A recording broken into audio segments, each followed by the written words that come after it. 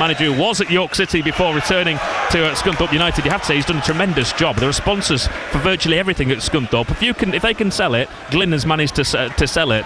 There are sponsors for everything, and the sponsors' names are plastered up everywhere you go. Even in front of all the toilets, everywhere there is a picture, there is a name of a sponsor on it. He has done a tremendous job. City get the ball forward with Hunt down the right hand side. That's overhit though, and it's collected at the base of the midfield for Scunthorpe United by Joe Rowley. He sends it forward looking for Danny Whitehall. He's flanked there by Zach Johnson, and Zach Johnson takes it all the way across the corner flag, and the referee says that Zach Johnson is being pulled and gives York City a free kick. York City all in black tonight. We're hoping that's another sign of things to come. It's not going to be a black night. York City are going to put in a show here, I think, for their fans, Mikey Morton. Yeah, it's unbelievable atmosphere in it. You know, it's just got that Football League feeling about it. You know, I'm sort of sat here and thinking, how is this National League? You know, the atmosphere is brilliant. Scunthorpe are obviously up for this one because of coming off the back of a few not great results, but they look like they're up for it as well, so it should be a good game.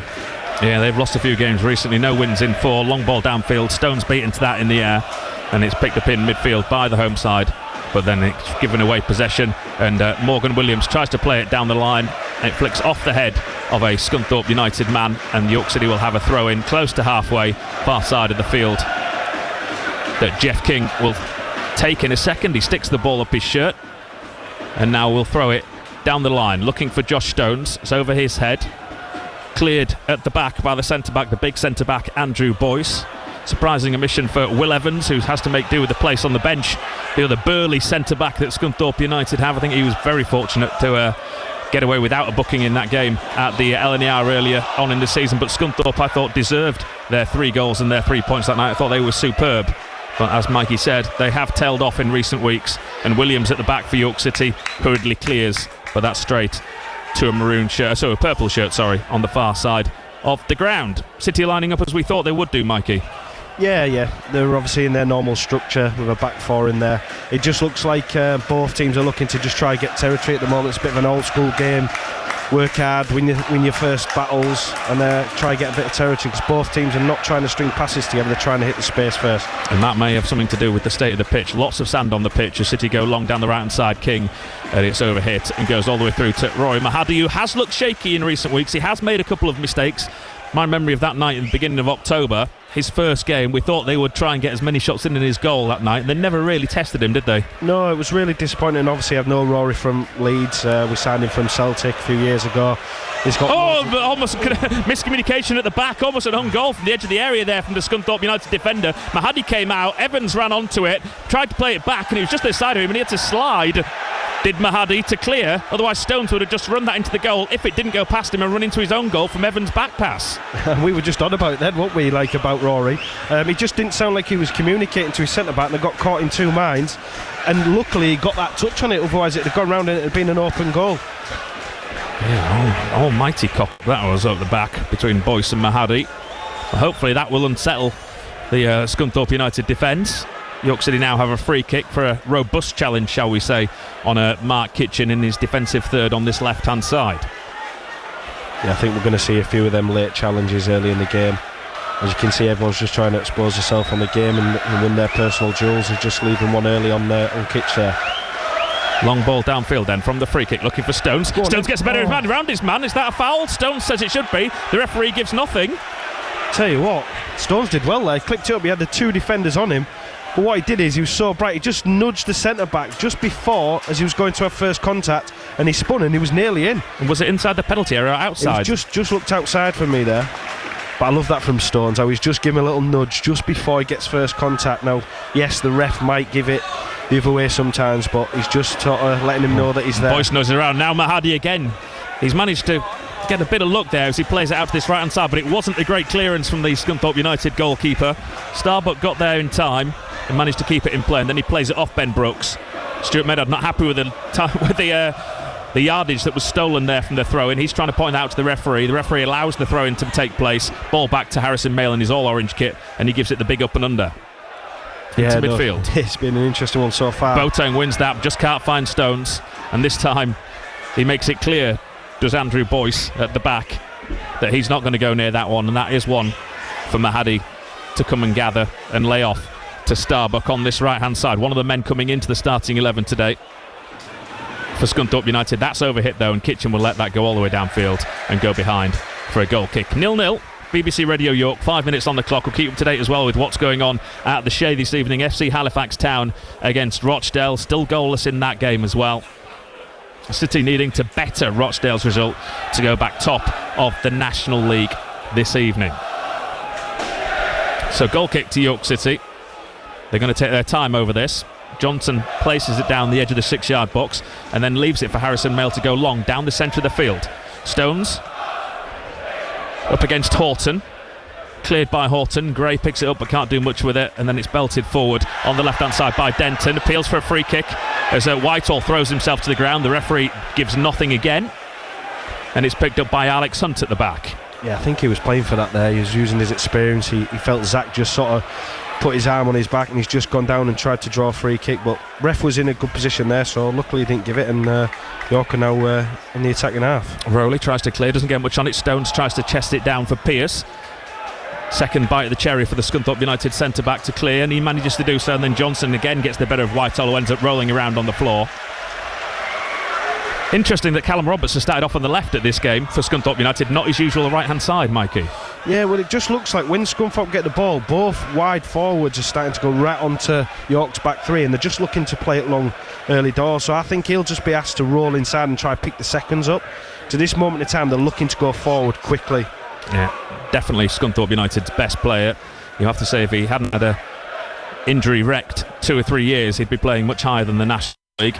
Yeah, 100%. And me and Torps was on about it just before, that he's got so much ability, but he just doesn't seem to be robust enough at this moment in time. Great tackle from Alex Hunt, bursts forward, tries to lay it through to Stones, but he can't dissect the two centre-backs. Yeah, Steve Torpey, former York City man, of course, who does the commentary for our colleagues at BBC Humberside on Scunthorpe United games. He's sitting just alongside us. Morgan Williams at the back does well again to deal with Whitehall, and it's fed back once more to the York City goalkeeper. Yeah, it was a bit of a half chance there. Like, Hunt had broke away from midfield, and I think he'll be disappointed that he didn't find Stones just sliding it through, because Stones would have been in there. But credit to the centre back, he did read it and intercept Hunter's pass there. But he'll be disappointed with that one. City have it at the back. Back to goes to Mail. Brings it outside of his penalty area and again goes long down the centre of the field, looking for Josh Stones. Horton is able to head clear. And they have it in the left back position now with Denton. Man, I think, Mikey, you were telling me you were interested in bringing to York City 3 or 4 years ago. Yeah, no, really good left back. He was obviously at Leeds a few years ago, and he was one of them where he was local as well, but unfortunately when we tried to get him, he'd already agreed terms with Scunthorpe. Into midfield to Rowley, up towards the edge of the York City penalty box, encouraged to shoot, spreads it wide instead to this right hand side. Scunthorpe still have it on the edge of the box. 2 men swarming round the Scunthorpe United attacker though. He keeps hold of possession, and then the York City win a throw in, I think. Has that come off last? No, the official says that's come off the York City man last, and that'll be a throw in to Scunthorpe United. Ollie Pearce walks away with the ball. Andy Butler, the Scunthorpe manager, not happy with Pearce, and the referee too not happy with Ollie Pearce, and goes to have a quiet word with him. Throw in taken. Back to Boyce. Boyce back to halfway in Horton. Horton goes back to his goalkeeper. That's almost short from Mahadi on the edge of his area. Stones tries to charge it down, but he can't get there in time. Keep testing Rory Mahadi would be I think the early takeaways I think here from the opening few minutes. Good tackle from Boateng at the back, and then Kitchen scuffs it clear. Handball, it's the shoulder. The referee allows play to go on. He points to his shoulder. I think it was his shoulder, but where's the handball line really on the edge of there? That sleeve line. Does any of us know anymore? Well, the handball rule? It's supposed to be the sleeve, isn't it? I think that did hit his shoulder. I think the referee was right to allow play to go on. And it comes into the box, the York City box, not cleared yet. Now the City will try and get it clear on the edge of the area. Still haven't. Shot comes in, and it's a daisy cutter really. Easy for Harrison Mail. He just waits for it in the centre of his goal. Controls it with his instep. Round of applause from the Scunthorpe United fans. That's their first shot in anger.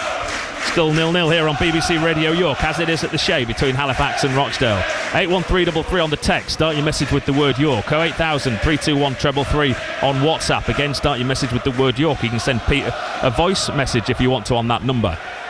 at BBC York Sport as Johnson comes forward with the ball. Now gives it to Pearce. First time cross from Pearce. Looking for Stones, who's through. Stones over Mahadi. Oh, he's put it wide. It's Josh Stones. Mahadi was caught in no man's land. Stones came to the edge of his area and he tried to lob him. He should have hit the target. He should have given York City the lead. He puts it a couple of yards wide of the post. What a chance. Oh, what a goal that would have been. But it started from just York just sort of steadying himself. But Zach Johnson stepped right in 30 metres, which was absolutely brilliant. And then reversed the ball out to Pearce. Pearce, I couldn't believe he's seen the pass. Like, he's literally just whipped it first time over the top, knows that Stones has already gone, and then Stones was one-on-one. He just tried to lift it over the keeper and just got it wrong. What a goal that would have been. Morgan Williams misses it at the back, falls to Roberts on the edge of the area. Roberts City's now getting men back. Shot comes in, has to be an offside in there, nothing given, but it goes through to Harrison Mayle anyway. Oh, it should be 1-0 City. That was a glorious chance for Josh Stones. Long ball downfield. Stones through on goal from Mills. Kick Stones again. Good save, Mahadi. Great save, Mahadi. This time the Stones got his shot away. He just put a hand up in the centre of his penalty area. Again, he was sort of in no man's land there, was the goalkeeper. But that is a great save from the Scunthorpe stopper. Yeah, that was brilliant from Stones that time. He was left one-on-one and he just rolled the centre-back, just too strong for him. He's got himself one-on-one. But Rory's just held his ground a little bit and he's not gone too early. But that time, because the Stones tried to lift it the first time, he's just gone with a half volley. That's a great save. Could have been two. Could have been. Should have been. Should definitely be in the lead, I would suspect now, or Josh Stones will think his side should be in the lead. But there's chances here, and it's a good game. Started off with the tempo we thought it would do. Williams, back it goes once more to Harrison Mayle. Mayle gives it to Johnson.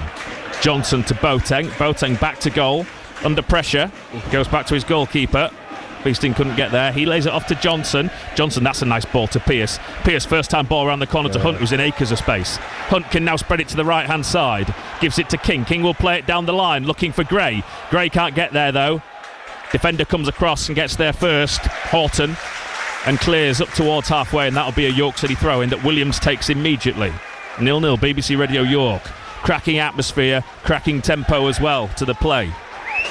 Hunt, well, that's sloppy though from Alex Hunt. Simple sideways pass across the kitchen, and he's dissected him. And the wing back on this left hand side, Ben Brooks, and it goes straight into touch for a Scunthorpe throw. Yeah, a bit disappointed with that. It was just the build up there from York. You've just got to make sure with a pitch like this, you've got to stay switched on. You've got to keep your eye contact on the ball till you feel that contact. Can't lift your head up early like you can at home. Boyce back to Mahadi, he clears first time. Appeals for offside from Stuart Mayard, who was never going to be given an offside there, I don't think. I'm not sure why he thought that was the case. And the ball is bouncing around in midfield, and that's exactly what it is doing, is bouncing around. That's a nice touch to send it out to Starbuck on this right hand side. His touch wasn't great though, as he tries to play it down the line, and it goes into the stand on this near side for a York City throw-in. So 0-0, 13 minutes gone, but two glorious chances already for Josh Stones. Yeah, it just needs to keep going. It's I've just been watching him off the ball there. He's, from the start of the season, he looks like he's thinking about his positioning. He's been bright. He's sort of leaning onto one set back. His movement off the ball on the blind side has been fantastic. Boateng does well. Gives it to Hunt. Hunt to Boateng. Boateng, can he feed it to Stones? He can. Yeah, Boateng's taken out late. Stones, left hand side. Yes! Josh Stones has finally got his goal. He took it really well. He goes and stands in front of the Scunthorpe fans. That's the goal he deserves. It's the start York City needed. They've been all over Scunthorpe here. They lead by a goal to 0. What a goal there. What a goal. Love it how he just took the ball on his back foot. He's literally got the fullback, I think it was the fullback, he's got him square on. He's not gone inside, he's just shifted it onto his left foot and he's just slipped it in the far corner. We're just behind that. What a finish that was, by the way. It's much harder than the two he missed. Oh yeah, it was, but do you know what I love about it? It's not affected him. His attitude there, and I was just talking about there, his movement off the ball's been fantastic. As Boateng picked up the ball, he just spun off the shoulder so he could see the defender, see the goal. Ball comes in, he gets a one-on-one, and everyone's thinking he's going to go on the inside, shifts it out on the outside, and he just slips it in with the left foot. I went to the Supporters Trust meeting that he was one of the speakers at. December, maybe November time. He loves coming up against defenders like Boyce. He was talking about how he'd come up against the big lad at the back for Rochdale. Yeah. With a double barrel surname. His name escapes me at the minute. Oh yeah, okay. The centre back. he thinks he's got the better of all these players at this level. Yeah, of course, and you could see it there. Technically. Yeah, no, and you're just watching him there, though. It's all the stuff off the ball. We know that he can be being strong, but his movement, and you'll see it back on the highlights, when Boateng picks a ball up and then drives it, he just spins off the shoulder so he can see the defender in the goal, and that's advantage him. And that's bright for a young lad. That's really good movement, and credit to him. But the finish, we were right behind it. He hasn't tried to overhit it, he's just guided it in the corner. Great goal. So City have the lead by 1-0. Just be careful at fans, you over there. Oh, I was getting it then. Did you see it to our left-hand side? I thought I had to jump in. Yeah, they weren't happy. They missed the bit where I said they're the best side I'd seen so far this season when they came to York. Down this near side. Goes into touch, and that'll be a throw-in. He's in constant dialogue as well with Maynard here, is Stones, isn't he, on this near side? Yeah, and he's still a young lad, he's still learning, so Maynard will just be giving him little subtle little points just to help him out. But I've just been watching him here, and like, it's night and day from the start of the season. We know that confidence makes a difference, and we all know that he's got the ability. As York take the lead here at Scunthorpe, Rochdale have taken the lead at Halifax as well. So it's FC Halifax 0, Rochdale 1. As you were, Mahadi, poor clearance straight to Pearce, but he can't do anything with it, and the ball is taken off him by the Scunthorpe defenders. Now that's a high boot on Ben Brooks. That should be a foul. Ben Brooks is rolling around the floor. He's allowed play to go on here as the referee Zach Kennard Kettle. Brooks will get up in a second. Has he pulled his hamstring as well, stretching for that ball there, Ben Brooks? I'm not sure. Is he going to be all right? He's up now, but he's holding that right hamstring. I thought it was a high challenge. Yeah, I did. I thought he left it. I thought he left it up. I think he knew what he was doing.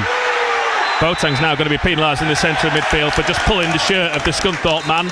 Probably a fair decision. Now Brooks has gone down again off the ball here. I think he might be injured, but I think it might be his hamstring rather than being caught by the Scunthorpe player. I don't know. It looked like Waite sort of skipped up and he's left his studs in. It might have just scraped all down the back of his leg. Well, he's trying to. I think you might be right, Mike, because he's trying to show him the back of his leg. And Pearce is having a word with the referee. To be fair to the referee, he's letting stuff go, isn't he? Which I think is what we'd all rather see, rather than him constantly blowing for fouls. Yeah, no, I think he's managed it superb so far. When you've got a big game like this, you've got to manage the atmosphere as well, and it's not being stop-start. He's letting both teams get a little bit of a rhythm going, and that's what we all want to see. He's up, and he didn't need treatment, so I think he possibly was suggesting that he'd been caught and was trying to show him some sort of mark high up on his the back of his leg. Ben Brooks, a free kick to Scunthorpe United. On halfway, just right at the centre circle, sent forward by Joe Starbuck. To the left-hand side it goes to Roberts. He plays it off in field to Brandon Horton. Tackle comes in there on Roberts by King. Throw into Scunthorpe, taken immediately.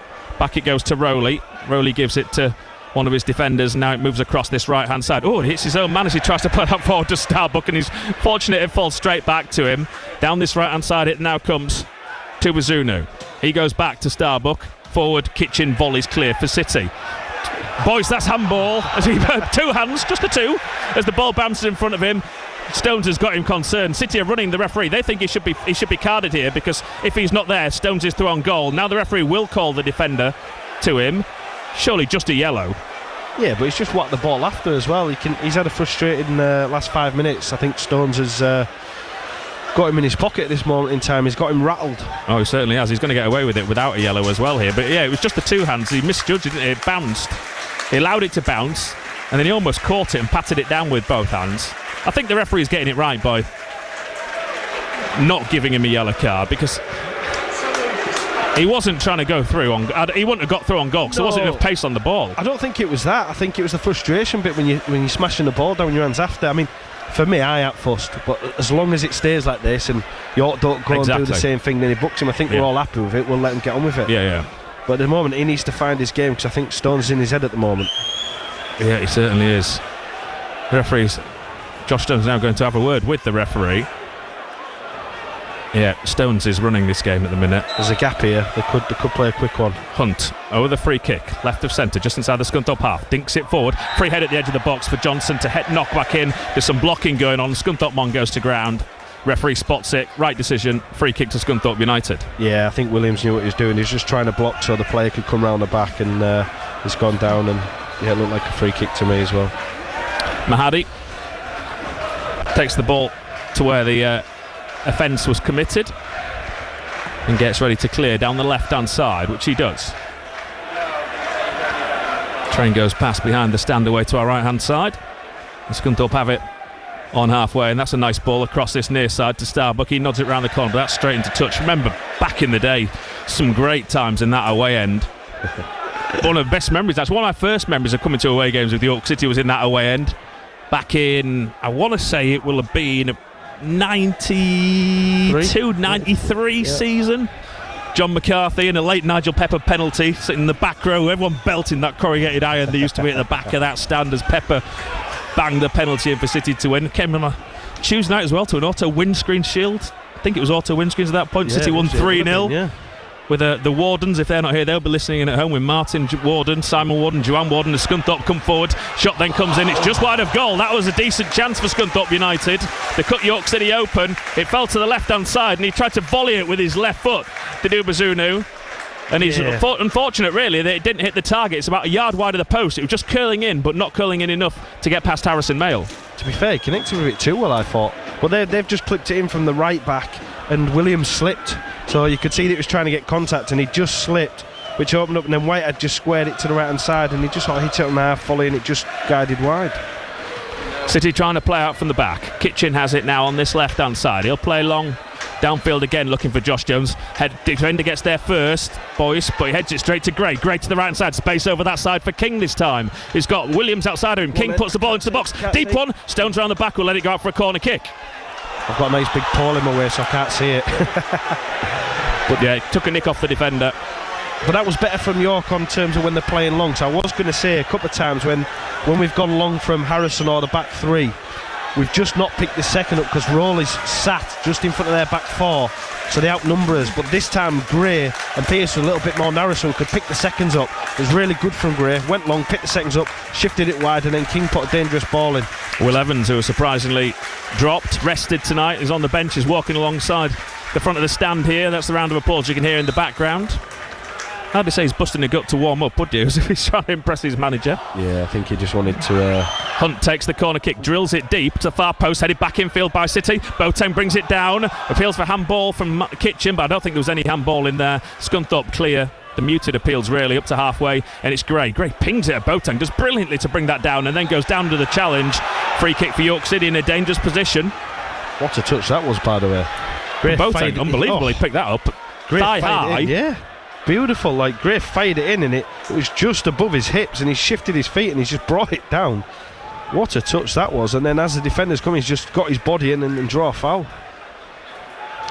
So wide right, about 12 yards outside the penalty area. King being very particular about the way he places this ball down. Brooks has gone across as well. Now he runs away, so it will be swung into the box by Jeff King. Stones is forward, Johnson's there, Williams, Kitchen, Boateng, Pearce, all there. 3 York City players currently offside. They're being pointed out to the linesman by the Scunthorpe defenders. They'll then drop back in as the King starts his run up. Here we go, and it comes now to the near post. Poor one from Jeff King, easily dealt with by the Scunthorpe defenders, and they play it forward up to halfway, and Hunt is there with the Scunthorpe attacker who does well, but he plays it off Joe Gray, who's back and puts it into touch for a throw in Scunthorpe United. I thought it was a good idea, but they had the 3 players offside, and all they did was run along the Scunthorpe back line, and then there was just there to try block them so everybody else could run in. Just didn't get the delivery right. Yeah, there are more goals here for York City if they continue the way they're going at the minute, but Scunthorpe always look dangerous, I think, when they come forward. That's brilliant from Josh Stones, gets back in to help out defensively, wins the ball back for York City, and then it's a long ball downfield, but he just can't get it over the top of the defender as Pearce tried to find it. One back though by Joe Gray for City. He's run to the right hand side, they're getting men back as Scunthorpe. He lays it off for King. King back to Gray. Scunthorpe now do have everyone back. Little back heel, back to King it goes. He goes back to Morgan Williams. Williams into the centre for Hunt, 45 yards from goal. He plays it forward to the right hand side to Gray. Gray will get a cross in from that far side. It's the box. Pearce, little flick as he's with his back to goal, and Scunthorpe will get it clear. You know, that was good again from Gray, so we went long on that one again, and as it fell down into Rowley, Gray was just pickpocketed him there. City look good going forward, don't they, Mikey? Yeah, exactly, and we're mixing it up a little bit. When they're going long, they're picking up the seconds now. And then obviously you've got Stones who's just in there, and then Pearce there, just a little half chance where he tried to flick it round the corner. Just so lively and hard to pin down to this York side. Rowley. He's got time this time. A goal for Alfreton Town on a DAB. They lead Scarborough Athletic by a goal to 0. Alfreton struggling in the relegation zone in National North at the minute, so that's a bit of a disappointment for Jonathan Greening's side. I wonder if our chain-smoking kit lady is there from Alfreton, who just stands constantly with cigarettes on the go at the side of the press box. the smoke wafting across every single time you go to Alfreton. Sounds lovely. It's delightful. Maybe someone can ask James Fletcher. I'm sure she'll still be going there. Mahadi, edge of his D, clears right-footed onto the head of Williams. Picked up on the far side of the field by Scunthorpe United and Beeston. Man, Mikey knows really well, Alfie Beeston. Yeah, he's a top player. He's one of them where I know he's been playing in the midfield too for Scunthorpe in the previous years, not this year. I've always liked him in the 10 role. Technically very good. Was good at Doncaster. Was City ever interested in him? Well, we had talks to try bring him in. I think I've said it to a few people. Like, if he was still playing in that 10 role, he'd been good in this York City side in that 10 role. Because I don't think we see the best of him when he plays in a 2. But obviously he's playing in a 3 today, so it'll be interesting to see how he does. Grumbles from the crowd there, you may have heard in the background as Mikey was talking, as Westbrook took a free kick and went back to his centre, to one of the centre backs instead of going forward. Sent forward by Starbuck towards the edge of the York City penalty area. That's a nice flick by the Scunthorpe man to the edge of the area to Roberts, and then he's tackled right on the box, and it's a foul tackle. Hunt on Roberts, right on the edge of the box, centre of goal on the edge of the D, and it's a yellow card. Is it going to be for Alex Hunt as the referee? No, he's just putting his spray down. I think that's all right from the ref if he don't book him, keeps the flow of the game. It was good play from them. They've now, who's he booking now? Oh, it's Harrison. Is it Harrison or is it Boateng who's been booked there for like saying something out of turn?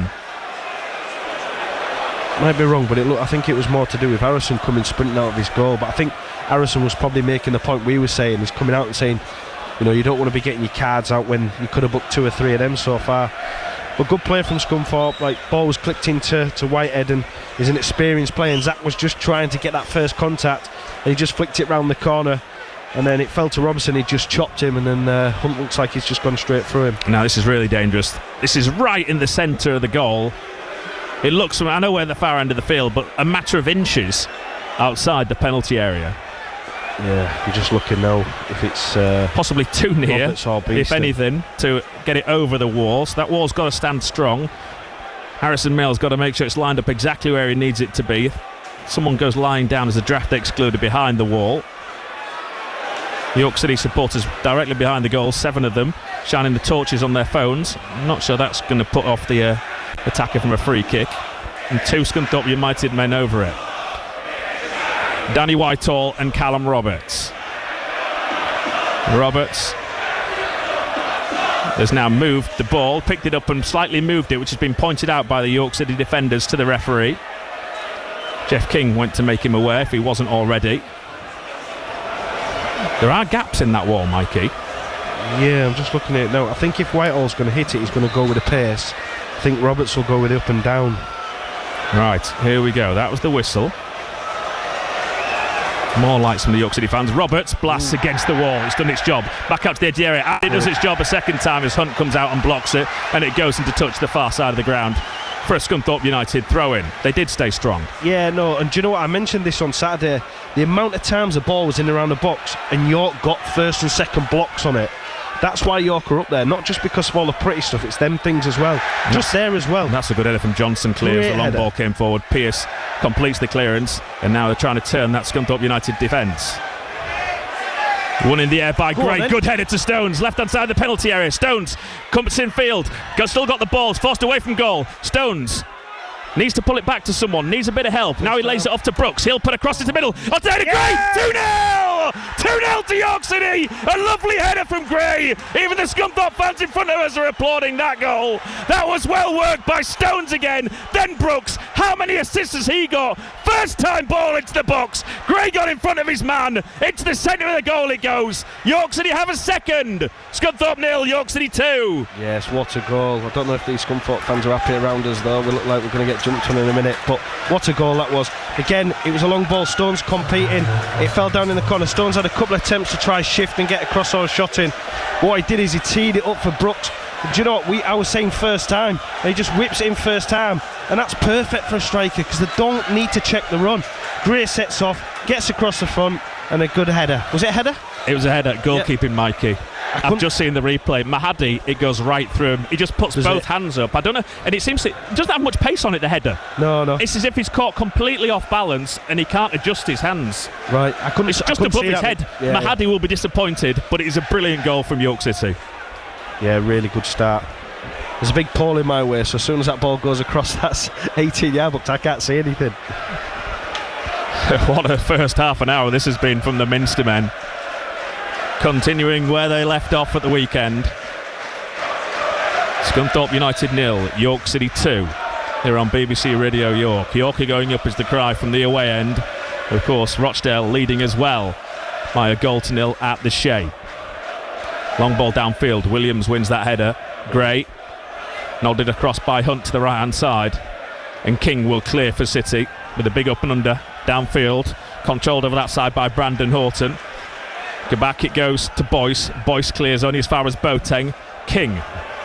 Interesting that I had a decent chat with the Scunthorpe manager as well after the game at York City, where I told him I thought Scunthorpe had been the best side that we'd played this season. He said, oh yeah, but York will still go up as champions. Yeah. They were his words. Yeah, no, I think you've got to remember all the managers and the coaches aren't just watching the game that they're playing. So they've seen York over, half a dozen games, and I think you can clearly see that they've got a really strong squad and that they're in a really good place. And listen, if York wasn't to go up, it'd be a massive tragedy. In terms of what the squad and how many points they got last year and they're going to get this year. But I do believe that York will go up this year. I have to be honest, I wasn't too sure at that point in time. City were dropping too many points, especially at home. But yeah, he may well be proven right, Andy Butler, the Scunthorpe United manager.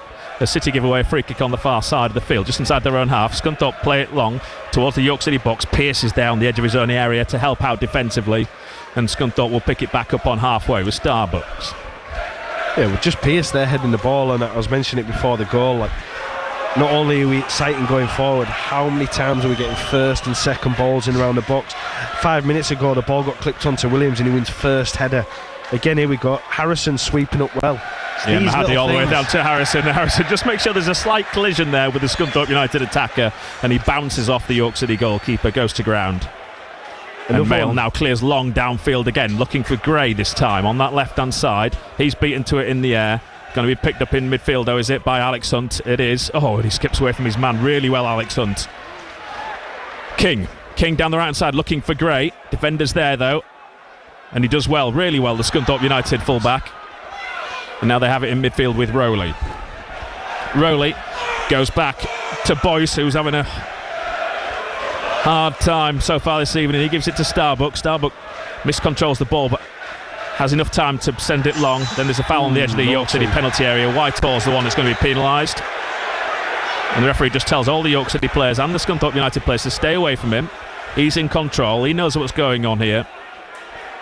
Yeah, it was. I don't think he swung his elbow, but he put a strong arm out and he just caught Kitch across the front there. But I think that's him getting frustrated because three centre-backs have been so dominant. But I do think that's a naughty one still. And again, Stones has been dragged across here. He's come to get some fluids, I think, to have some water. But he's having a long conversation with the York City manager, Stuart Maynard. No card shown by the referee.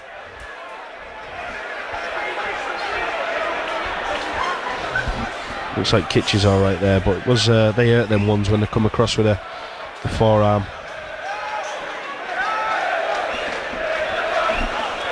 So free kick then for Harrison Mail on the edge of his area. See how Gray's closer to Stones here now, so he's ready to pick the seconds up rather than be too wide. A long ball downfield. Defender gets there before Stones, but can only find Boateng. Boateng loses possession though.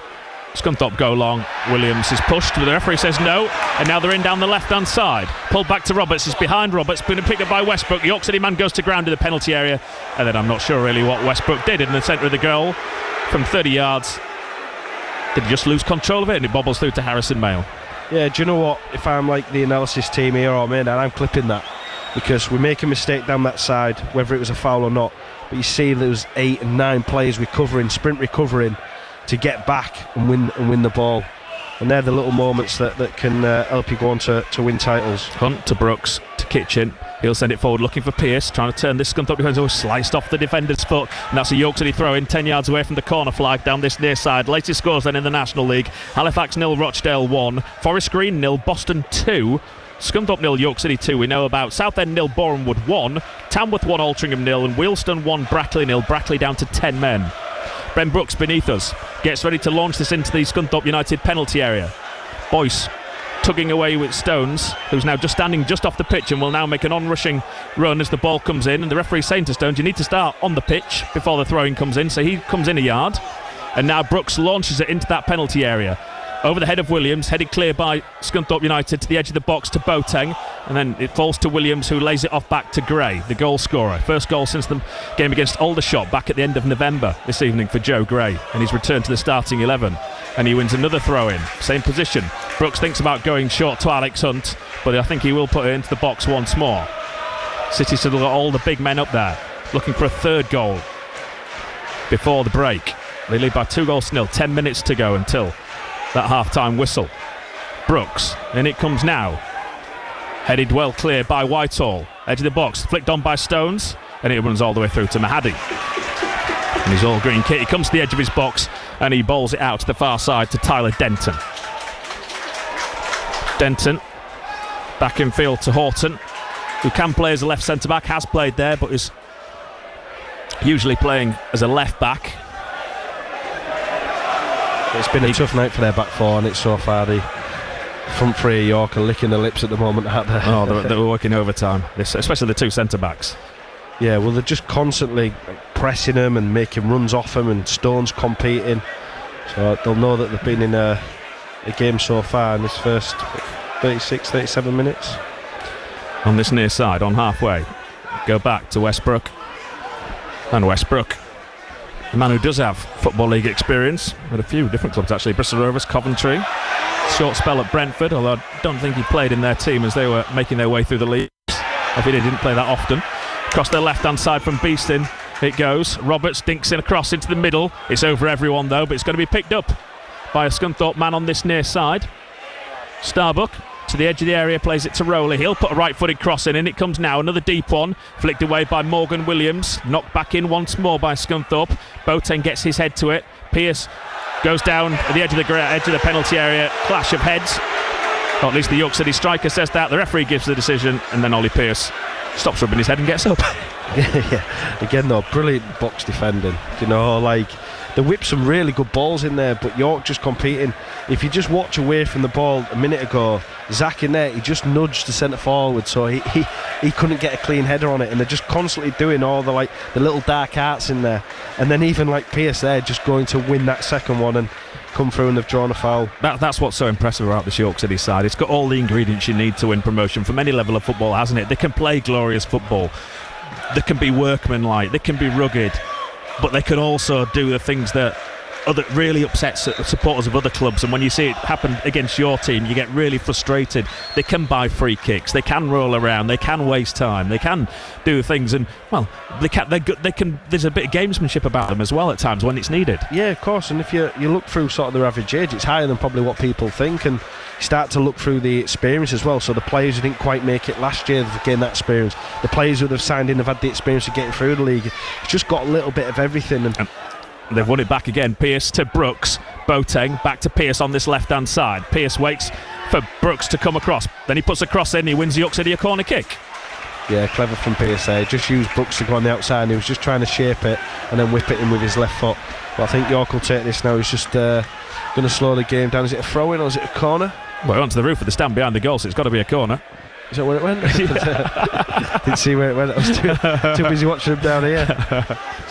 Well, no, this is perfect for York, so he can just take it nice and slow. Yeah. No rush. Jeff King comes across to take this corner. It was Alex Hunt last time, it's King this time. Lays it on the edge of the quadrant. He asks the steward to move out the way, who's standing directly behind him. He does so, and now he swings it in right-footed into the middle of the goal. Mahadi gets a good punch on it. and he clears across the far side where Stones, I think, is going to let it go into touch. In fact, Stones almost trips over the ball and gives away possession. I think he was maybe caught in two minds about, do I try and control it and put it back into the box? Do I let it go out for a throw-in? And now Scunthorpe United can come forward down the left-hand side. Westbrook will pick it up by the byline. Nice little back heel. Still got it for Scunthorpe. Into the box it comes. That's great defending back there from Morgan Williams. And then Stones. How did City get everyone back behind the ball there? Brilliant again, isn't it, from Josh Stones? That's what I was just pointing out, though. They've broken good numbers. I just counted there with 9 bodies in around the box within, 4 or 5 seconds? That's the little things we're talking about. 2-0 up. And they've just won back possession. Pierce, but he's got no one in front of him this time. So Mahadi can come outside of his penalty area, control and lay it off to Horton. Across it goes to the far side of the field. Now Rowley will pick it up on halfway. To the left back, Denton. Denton once more to Rowley. He gives it to Boyce. He's been like Boycey in this first half as the centre back. Yeah, he's had a tough night. Starbuck down this right hand side. Back in field once more to Boyce. He sends it forward. City, everyone back behind the ball though. You have to break through 11 York City men here. They want to find a goal in this move. Across the left hand side once more it goes to Denton. Westbrook.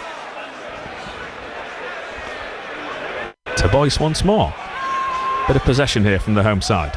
Down this right side they go. Kitchen tracks his man. He's going to play it off back into the centre of the park.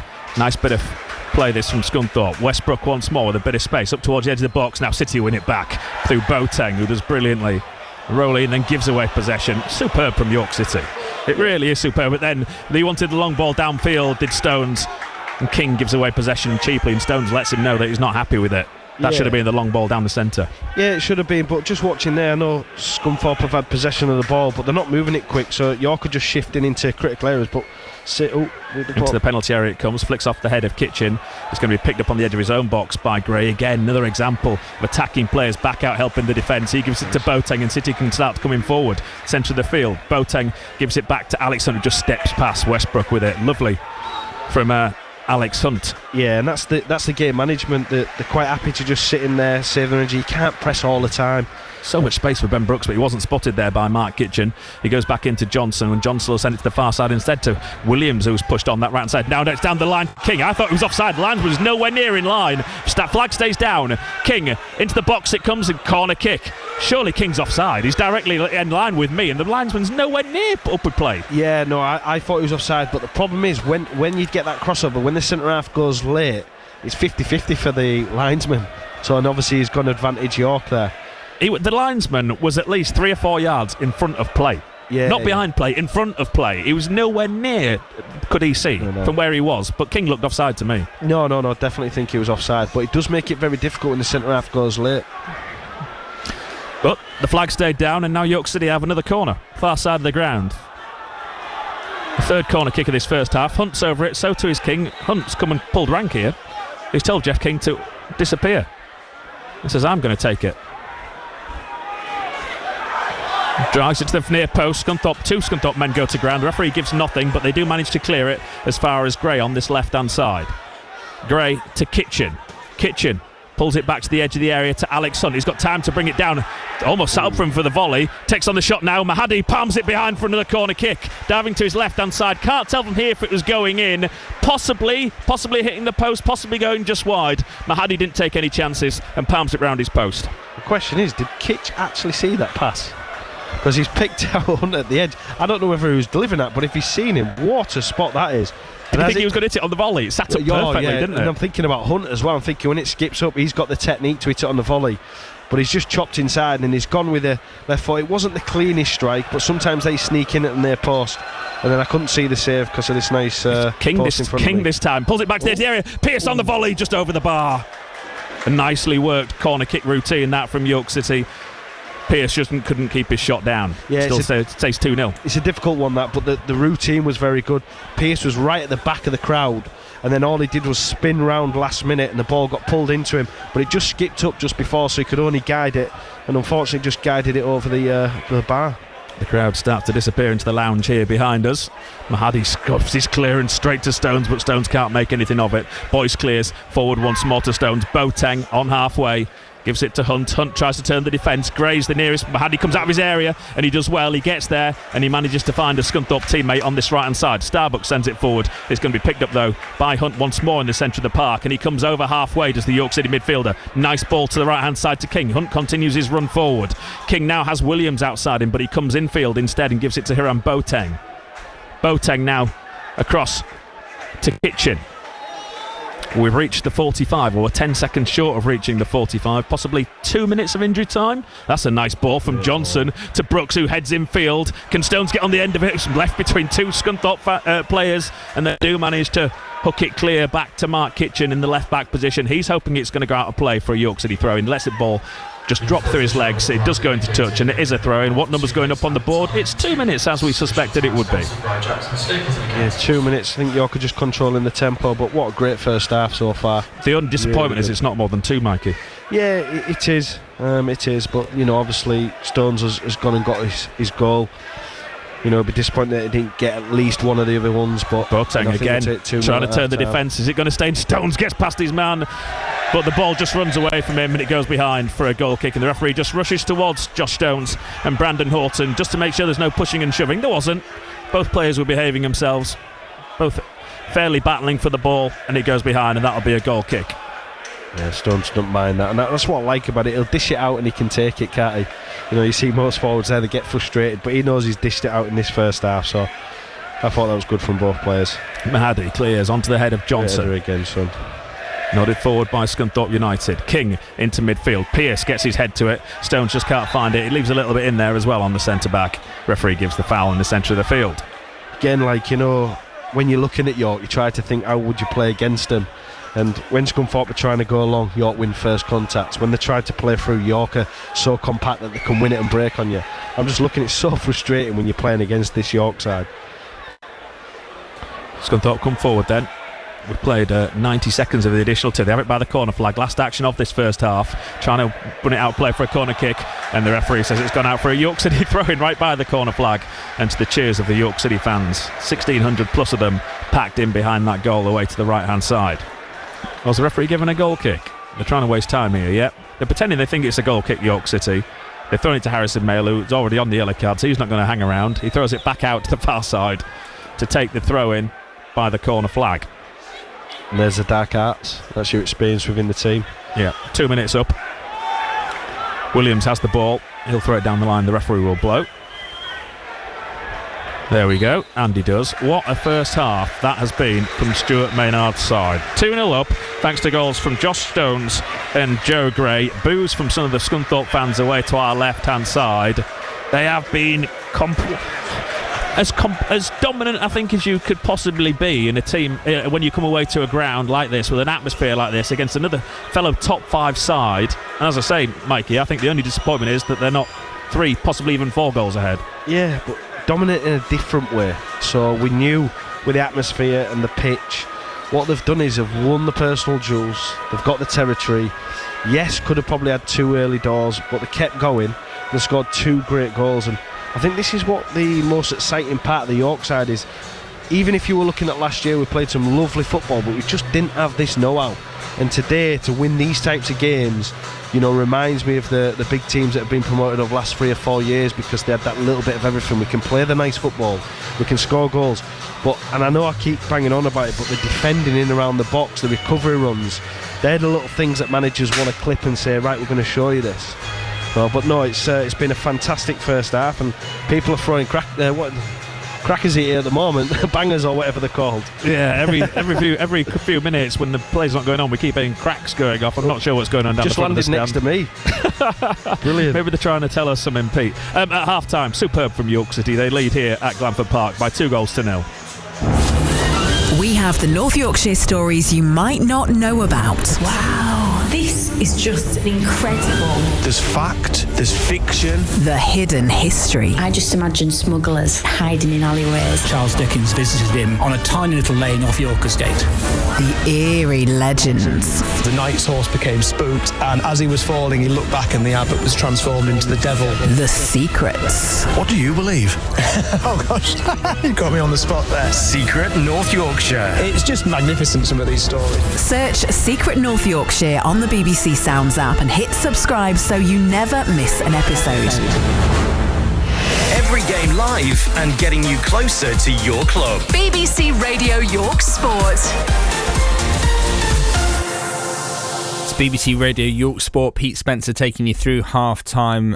Second half commentary to come of York City away at Scunthorpe United from Glanford Park with David Ward and Mikey Morton, as long as they can stay away from the firecrackers and the rowdy crowd at half-time. But at half-time, good news for City. They lead by 2-0 through goals from Josh Stones and from Joe Gray. Also half-time in Derbyshire at the Impact Arena. Scarborough Athletic away at Alfreton Town. How's it going, James Fletcher?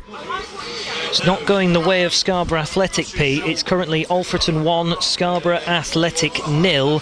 A goal after 23 minutes through Joe Cummings. It came from Alfreton's usual routine of scoring from set pieces.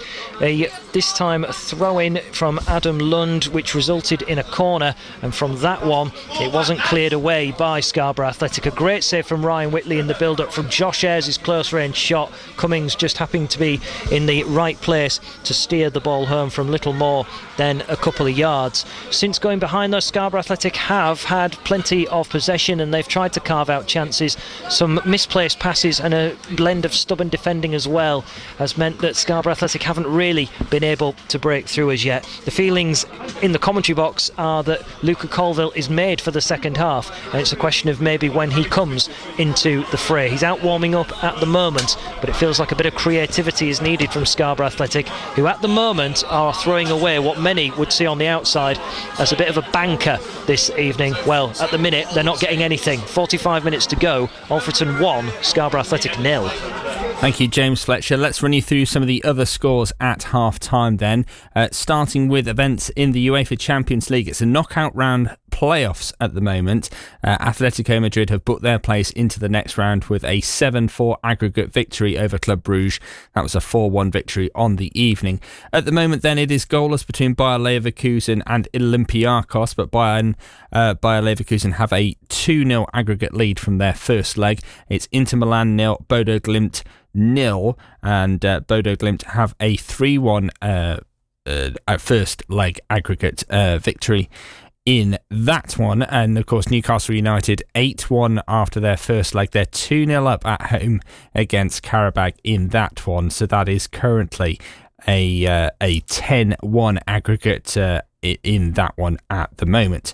In the Championship then at half-time, Blackburn Rovers 1, Bristol City 2, Hull City 2, Derby County 2, Middlesbrough 1, Leicester City 1, Swansea City 0, Preston North End 1, Watford 0, Ipswich 1, West Bromwich Albion 1, Charlton Athletic 0, Wrexham 2, Portsmouth 0, Southampton 1, Queen's Park Rangers 0 is a latest score. Into League One, Bradford City 1, Rotherham United 0, Burton Albion 0, Stockport County 0, Northampton Town 0, Port Vale 0. That's in injury time at the end of the first half. Into League 2, Accrington Stanley 0, Barnet 0, Salford City 1, Shrewsbury Town 0. Into the National League, Forest Green Rovers 0, Boston United 3 in that one. Tom Curzons has scored another goal for Boston United against Forest Green Rovers. FC Halifax Town 0, Rochdale 1 is a half-time score, as we've been hearing about on FM and on BBC Sounds. Scunthorpe United 0, York City 2, Southend United 0, Borehamwood 1, Tamworth 1, Altrincham 0, Wealdstone 1, Brackley Town 0. And just looking down quickly at events in the National League North at half-time, as we've been hearing about on DAB Digital Radio, Alfreton Town 1, Scarborough Athletic 0, Bedford Town 3, Peterborough Sports 1, Buxton 0, Kingsland Town 0, Curzon Ashton 0, Darlington 1, Hereford 3, Chester 2, Kidderminster Harriers 2, Marine 0, Leamington 0, Merthyr Town 2, Macclesfield 1, AFC Fylde 1, Oxford City 0, AFC Telford United 0, Radcliffe 0, Southport 2, South Shields 1, Worksop Town 1, and Spennymoor 1, Chorley 0. So now you're up to date with all of the half-time scores around the leagues. Let's turn our attention to boxing for the next few minutes, because it was quite the weekend for York heavyweight Leo Atang. He made short work of his latest fight at the Nottingham Arena on Saturday night. There were 2 or 3 landed there. Gab's in trouble. A left hits him on the side of the chin. He's in real problems. It's all over. Leo Atang's finished it in the first minute. Referee Kevin Parker had seen enough. There was nothing coming back from Garber. And it is all over within a minute. And the first time that Leo Atang opened up, he just completely unstitched Garber's defence. He took 2 or 3 big shots, and Kevin Parker decided he didn't want to see any more. Garber's protesting in there. He thinks that it was stopped far too early. He seems okay. Certainly no ill effects from the barrage that Leo Atang threw at him. But the York boxer is 5-0. Yeah, it took just 62 seconds for Leo Atang to get the stoppage at the Nottingham Arena on Saturday night against Bradford's Dan Garber. The 19-year-old now moves to 5-0. We heard from Leo earlier in the programme between 6 and 7 o'clock. You can listen back to that interview on BBC Sounds if you scroll back through the schedule, or alternatively you can find a link to the interview on our BBC Sounds website and app. Well, let's hear from Leo's trainer and coach Ash Martin from Legion's Gym. He gave me his thoughts on the victory. Yeah, it'll do for us. It's nice to get his first 6-rounder in there for his fastest stoppage. Just is what it is, isn't it? Talk us through the fight, because even though it was only lasted for 62 seconds, a lot happened in that 62 seconds. Yeah, he started probably a bit too keen, looking for punches that weren't necessarily available to him. Tightened it up, found the closure of the space in the ring, and did what needed to be done. I think the opponent was apparently upset that he got stopped, but at the same time, if you don't fight back, the referee's got to do his job. So, was that something that, I mean, certainly from your corner, you wouldn't have had any kind of qualms with? But I don't think Kevin Parker, the referee, had any other option, did he? At that point, Dan Garber seemed all at sea. Well, no, that's it. The man wasn't throwing many punches back, if any punches. I couldn't really see from with the referee stood between us, but obviously he had a better seat. And you got to remember that Leo's probably the fastest heavyweight out there, so that referee has to make a very quick decision when he sees 27 punches getting thrown in 6 seconds, and he had to do what he had to do. You said tonight it could go one or two ways. Either you would end up getting the rounds in, or it would be a bit of a statement. Is that how it feels tonight, getting Dan Garber out there in 62 seconds? Does it feel like a statement? Yeah, I mean, obviously it is, but at the same time, it's not the fight that Leo was hoping for. The way that it ran through, but that just is what it is. Like I say, the referee's got to do his job. Like, you know, the opponent can only do so much, and we can only expect so much from an opponent. It was a step up, but the fight was what it was. Yeah, Andy? Yeah, I was just going to ask you about that first 30 seconds or so, Ash, when Leo went for that great big swinging right hand that went over the top of Garber's head, and that's when Garber tagged him, didn't he? And but he just brushed it off. But was there a bit of an intake of breath from the corner at that point, or did you just think he'll work his way through this? No, so I specifically said to Leo, make sure you get punched really hard in first round, just as a bit of a chin check. His mate Adam Macker's really good at doing that, and we thought, like, let's just see who's got the better chin out there. No, literally the instructions were go straight down the middle. Leo decided to go over the top. It missed, and yeah, he paid the price for it. Yeah. No, it's all right. There's little bits of experience to be gained from everything like that. Like he's been hit again now, and we can sort of see what he's about. Getting hit, it's just there to be learnt from. He knows he went out there a bit keen. Still give him his fastest stoppage, I believe. I think that was faster than Garner. So yeah, that'll do. Yeah. And you obviously leave it to him. I mean, I was saying to Pete ahead of the bout that Leo is cute enough, he's boxed enough bouts, amateur and pro now, to be able to realise within that first minute and a half just how durable his opponent might be, and I presume that's just left to him once you let him loose. Yeah, there's obviously a game plan, but you've got to see what's in front of you. You know, like game plans are great, and often on paper they sound better than they are. But the reality of it is you until you get out there and you see what their reactions are to your movements, you see how they take your punch, you see what they're going to give you back, then you make your next move on the chessboard, and that's just how every fight's going to be. In terms of his next opponent, I think he's back out in April on the Liverpool show. Is that right? Or yeah, April 18th. Not a clue on opponents as it stands. Yeah, we literally we know it's April 18th. Liverpool could be a great card. Good bit of time for him to prep for it, and yeah, we'll just see who we're going to get faced with. Will the approach change between now and then? Because I know effectively having 3 weeks between the Newcastle bout and then tonight, you just went back in the gym on Monday or Tuesday morning as normal, just kind of kept ticking over. Will he have some time to decompress after this and a bit of time away, or do you just kind of keep going as you have been? Yeah, he's going to have a little break next week. Just like we say, it's obviously the fights haven't been very long, but the camp's are taxing on your body. We do prepare him for the worst, so he's well prepared, but he's well worked in training, which means that when it comes to the fight itself, even though it might not be that difficult, he is tired still. So he's going to have a week off now. And then we'll roll back into it, probably a 7-week camp, all set for the 18th of April. And then obviously Brad, you're in the boxer, Brad Casey. Do we have a fight date for Brad yet, the next one out, or is that still to come down the track? We've not got an exact date. We've got some suggested dates and locations coming up. We can't leak too much on that just yet. Okay, congratulations, well done tonight, Ash. Cheers guys, thank you.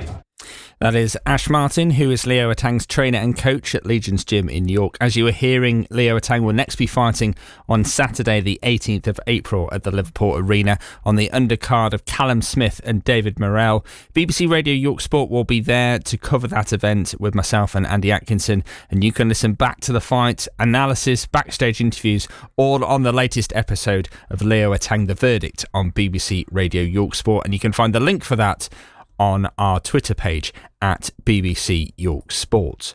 Well, the teams are just emerging out for the second half, so it's time to split our frequencies here on BBC Radio York Sport. If you want to listen to York City away at Scunthorpe United, you can join David Ward and Ian and Mikey Morton it is this evening, not Ian Dunn, on FM and BBC Sounds. Good evening to Ian Dunn if you are tuning in. If you want Scarborough Athletic away in Derbyshire against Alfreton Town, you can join James Fletcher and the former Borough striker Darren Foreman. That match will be on DAB digital radio and also online via the BBC Sport website and app. So that's your choice of listening. It's Make Your Mind Up time. Every game live and getting you closer to your club. BBC Radio York Sport. Thanks, Pete. Yeah, both sides back out on the pitch here at Glanford Park. There was a small round of boos when the first set of players came out. Everyone was stood up around us, so I couldn't see who it was. I just assumed it was the York City players. It was actually the Scunthorpe United players. So that tells you everything you need to know maybe about how their fans are feeling about their side at the minute.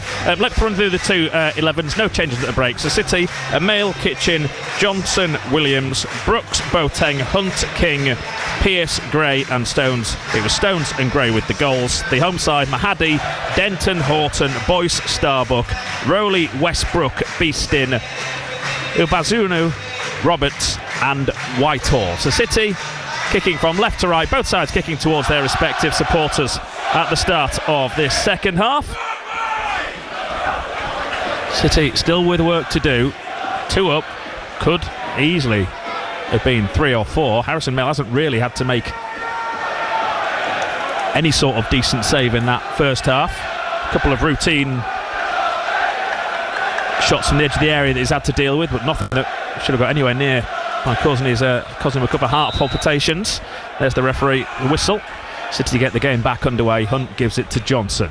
Bring in Mikey Morton in a second. Johnson immediately launches it forward, looking for Stones, who had a great first half but could have had a hat-trick. Williams nods it forward down this near side. People still coming out of the hospitality behind us here. The ball near the corner flag. Stones again doing his best, but Scunthorpe managed to clear as far as halfway, and then Johnson up against Whitehall, and Johnson was holding the shirt there of the Scunthorpe United former Eastleigh striker, and the referee gives the decision. Mikey Morton, what will have been said in that dressing room? More of the same. Stay on the front foot. The way Maynard plays, he knows that sitting back will just cause more problems. It will just be more of the same, but they'll know that they've got to weather a bit of storm at some point, and it'll probably be in this first 15 minutes. But yeah, just more of the same, and then when the changes come on, go and impact it. That wasn't very good from Scunthorpe from that free kick. They've sent it long, straight out of play for a goal kick. Completely overhit. Diagonal ball. Yeah, Whitehall looked a little bit frustrated there. They've done so well to get him up the pitch and get the free kick, and then they've done nothing with it. Johnson to Mail in his all bright orange kit. Down the centre of the field. Stones flicks it on, but Pearce can't get there, and the home side have it on the left-hand side. Forward, Whitehall to control, but Boateng is there to get it back for York City. Then he loses control of the ball. Westbrook tries to lift it over the top, can't get it over the head of Morgan Williams, and Hunt under pressure there from Beeston, and Beeston wins the ball. Referee doesn't give the decision to this left-hand side, but then Hunt will win it back for York City. King turns back into a bit of danger, goes back towards his dead ball line here. He's going to try and win a free kick, is Jeff King, but he needs to stay on his feet. He's under pressure and he's lost the possession of the ball, and it goes into touch for a Scunthorpe United throw-in. Morgan Williams could be booked here. He's going to get a yellow card here for just throwing his arms in the way of the referee, suggesting it should have been a York City throw-in. That's soft from the referee. The tackles is let go to book him for that little bit of consent. Yeah, I think it's just one of them. 50. I mean, if you're looking at the rule book, it probably is, but he has let so much go, so disappointing there. And then King just pulls down his man on the edge of the box before the ball has been thrown into play, so the referee will have a word and then get the throw in to be taken. It was Beeston who went to ground. King definitely did pull him to ground. Beeston has to go back to Horton, who goes back to centre-back Boyce on halfway. From attacking position near the corner flag, they've worked it all the way back to their goalkeeper. Listen to the boos. Yeah, but I'm not surprised. They've got a throw-in by the corner flag. Down the corner flag, and they've gone back 4 passes all the way to the keeper on a dodgy pitch, and then he's going to go long. Well, they're going to try and put it into the box, but they can't get it past Pearce. Good defending from here, and Gray wins it back for York City. Now Boateng, the breaks on for York City. Stones is the one goal from halfway. Stones has got the beating of his man to the edge of the area, just blading to Gray. Gray, who stays on side, and he can't beat the goalkeeper, and it's going to be cleared virtually in the 6-yard box. City should have scored a third. They made a mess of that, Stones and Gray. Still not cleared yet. King takes on the shot, and he hits the bar from the angle from 20 yards to the far side. Still picked up that black shirts. It's the middle. Last chance defending, goes behind for a corner kick. How is it not 3-0, Mikey Morton? Oh, what a break that was, by the way. But again, it came from Gray being more central, who could pick up the seconds. It came from a Scunthorpe throw-in down here, where they had to go all the way back to the goalkeeper, then they made a mess of it. Yeah, and then clipped it long in the corner, then tried to cross it, but then it fell into that midfield area where Gray was narrow. Broke quickly, Stones off the left-hand side. He just slides Gray, and he's one-on-one, and he should have just maybe just slipped it, but he tried to dink it over him. Rory again, a good save. Then it ricocheted out, and he came out to right-hand side, and King hit an unbelievable strike straight off the corner bar. Taken. Brooks in now to King. Cross the near post. Across goal. Yes. Now back across goal. And cleared off the line, the far side. God, I thought it was in. Hunt, Boateng gets it with a high boot. The referee does penalise Boateng. It was a high boot. I don't think they can argue with that. I think he did catch the Scunthorpe man. He's on the floor. I think he's going to get up. Stones is just checking he's all right. The referee has a quiet word with Boateng. Right decision once more from the referee to give the free kick to the home team. Yeah, again, I thought they'd scored there. It came in from the left-hand side of an in-swinger. I think it was Pearce who got across his man. He just looked like to glance it in. I couldn't see who was coming in at the back post. I think it's King. Is it King? And he looked. It's King or Gray. He headed it and it looked like it was going in, but it had gone back across goal. But on another point there, the referees managed the game so well so far. Like, even there where Boateng's clearly gone to try get the ball with a high foot, he's not given a yellow card. Mahadi's put that straight into touch as well, as if he's playing for territory in the rugby union. Too much Six Nations watching for Rory Mahadi. That'll be a York City throw-in front of us here. King with the throw-in. Wow, we haven't even played 5 minutes yet of this second half. City could have had another 2 goals. They certainly are putting on a show, York City. Just to finish one more of these chances, and that surely is game over. Johnson back to his goalkeeper, Harrison Mail, whose touch isn't great, but he still manages to volley the ball clear to halfway. Did you see it skip up though? Yeah, I did. Wow, yeah. It just skipped up just before. Luckily, Harrison's so good technically. He just skips it up and he just volleys it first time. Kitchen nods it into touch on the far side of the field. Brooks can't stop it from going out of play, and it's a throw-in halfway inside the York City half, directly opposite us here, in front of the Mort stand. Yeah. And Scunthorpe take the throw-in. Infield it comes. Little bit of space. Is encouraged to shoot his Rowley. Decides to send it out to the right hand side instead to Roberts, who's now on the right. His natural position. Has the beating of the York City man initially. Gets the shot in, cross in. Harrison Mail is there at his near post to put it behind for Scunthorpe's first corner of the game.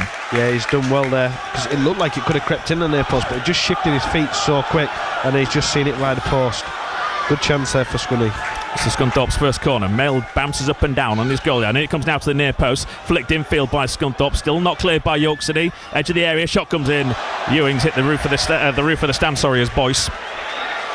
Yeah, difficult one, that one. It was sort of coming across his body, especially for a centre back as well. Just didn't shift his feet quick enough, and he's blazed it over the bar. Yeah, I think there's only Roberts who would have fancied his chances really from hitting the target from that bouncing ball with his back to goal. Yeah, you have to shift your feet so quick as well. Bales laid it off to Johnson. It bobbled again that far side of the field. Yeah, just in front of Harrison there, like the pitch is turned up a little bit. I'd be mindful of that.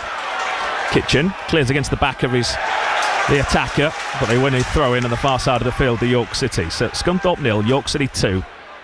7 minutes gone in this second half from BBC Radio York. 81333 on the text. Start your message with the word York. Surely many of you listening in tonight will want to get in touch with Pete. You can read through your messages at full time. 0800321 333 on WhatsApp. Again, start your message with the word York. At BBC York Sport, Alfreton have got a second at the start of this second half against Scarborough Athletic. 2-0 in that game. Big up and under from Scunthorpe. More up, but not much distance on that. But the referee then spots a foul in midfield and gives the home team the decision. Yeah, centre of the field. Battle that between Whitehall and Zach. Like, there's a lot of stuff going off the ball there, and I just think that time Zach's just gone a little bit too much, and he's just sort of pushed him, and he's gone down and given them a free kick. So free kick then to Scunthorpe United. Sent forward now to the edge of the box onto the head of Morgan Williams. So you have to wonder, now he's picked up that yellow card, if he'll be the man that makes way for Fagan Walcott. Of course, they're playing identical positions at the minute, with him playing on the right hand side of the back three. We saw it the weekend where he took Zach Johnson off at half time because the yellow card he picked up in the first half. Yeah, with Stuart Maynard. I think with it sort of being a big high rate game, I think he'll wait a little bit longer, but I do think that will happen at some point. But credit to him there though. Again, you know, they've had a free kick with the ball in, and he's been first contact. He's been absolutely superb since he's come into this side. Throw in to Scunthorpe then. Far side of the field, deep inside their own half. They're stealing a few yards here. It's gone back to Boyce. He gets a second chance, Boyce, and gives it back to his goalkeeper again. Mahadi clears down the centre of the field. It's allowed to go over his head by Johnson. One in the air by the Scunthorpe man, but Kitchen's there to cover. And clear for York City onto this left. Players getting very away. That's pulled Gray. Was through on goal. What card's this? It's only a yellow card. I thought he was almost away. There was a covering defender in the centre maybe, but that's a yellow card that is shown to Tyler Denton for the pullback on Joe Gray, as he made a right hash of dealing with that ball forward. Yeah, I think there were just two players just on the inside, and what did he have, like 45 metres to get to the goal, so I think it was the right decision there for the ref. But what I liked there is when Scunthorpe went long just before that, both centre-halves, we didn't get the first contact for probably the first time in the game, but Kitch and King just come round straight away and covered. Oh, I tell you what, I think he's away. He's got Stones in the middle. He's away there. There's not the two on the inside, no? Stones is past him, and so is Gray. Gray's another day, that's a red card. Surely the linesman can help him with that one because he's just in front of it, isn't he? Free kick, King to the edge of the area. Hunt plays it into the box first time, headed away well by Scunthorpe, and then Hunt does well to win the loose ball on the edge of the box, drives into the box, gets past his man, loses control of it. Scunthorpe do well, and that's ushered behind for a goal kick, and now they're squaring up between Hunt and the defender. A few other players getting involved as well. There was a bit of a scuffle. Both sets of players now getting involved. The referee's going to have some sorting out to do here. Right in front of the York City fans, they've got the best view of this. We can't really see what's going on, but there's, well, 3 York City players not involved. King, surprisingly, Kitchen, surprisingly, and Brooks on halfway. The rest of them all are involved. Oh, Harrison Mills not either, and just 2 Scunthorpe players that aren't involved. What's the referee going to see here? I think it's just going to come from the linesman, this, but it was going to happen probably at some point in the game, especially in that moment there when someone's trying to shield the ball out and they're pulling each other. And obviously it's right in front of the York fans, so a little bit irate. I don't mind that. I don't mind that in a big game. It's nice to see. So who's been pulled out? Beeston has been pulled out, has he? Alfie Beeston by the referee, and so too as Alex Hunt, and they both get yellow cards. Shock it's Alfie, he used to do that for me. Now nice to see everybody in there as well. Nothing too sinister, but everybody just going chest to chest and flexing the muscles there. I'm surprised Harrison didn't run right across the pitch and jump in there. What's the referee doing now? What's happened down there? Everything's been thrown on by the York City supporters. He's been and picked something up off the pitch as the referee. Is it a bottle of water, a bottle of something or other that he's now bringing across this near side? Stewards as well lining the front of the stand in that just to the left of the goal, or the right of the goal as we look at it. Yeah, he's calling the security across now, the safety officer. Say something's been thrown on by the York City supporters. And he gives him, it looks like a bottle of water to me. And now Mahadi gets ready to take the goal kick.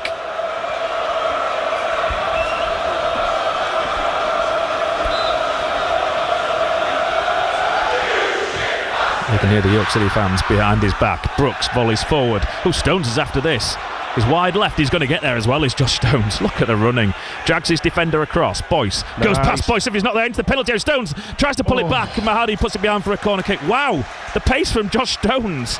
He's got the beating of Boyce every time he faces him up. Do you know what it was as well though? Not just the pace, it was just how quick he reacted in the mind as well. So he's seen it before him. So he sets off, he looks twice as quick. But he gets there and he's got him chest on chest again, and Boyce does not want to be in that situation. That time he just does a little rollover, then goes down the outside and he just tries to square the ball, but Rory did well. It's a corner, but really good from Stones there. A round of applause for the Scunthorpe substitutes in front of us. I think the home supporters are wanting changes here to their side. Right, corner kick then for City, far side of the field. And it comes now, flicks off ahead of a Scunthorpe man into the area. This plays on the box, Johnson gets his head to it, goes good 10 yards wide of goal. It's Morgan Williams who's down, turns, opens up his arms, says to the linesman, didn't you see that foul there?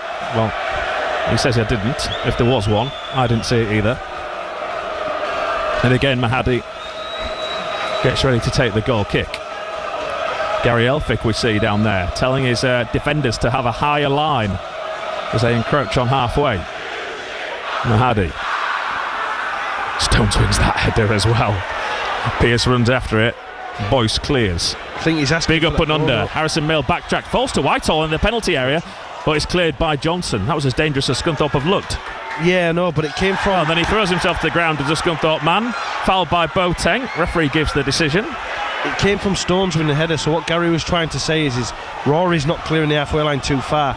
You don't want your centre forward winning the header, you need your centre back. So where Stones headed it is where he should be, because what happens is Stones wins a header and then it allows Scunthorpe to turn them back on. So Gary's just trying to keep him further forward.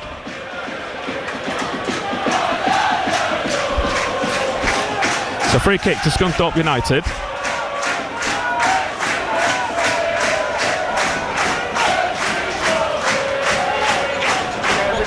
Free kick to Scunthorpe United, just outside the York City penalty area. They're singing you're not a very good, just a rubbish Rory Watson, I think the York City supporters singing at the back. And it comes into the penalty area, one in the air, but offside flag goes up. City did win the first ball there.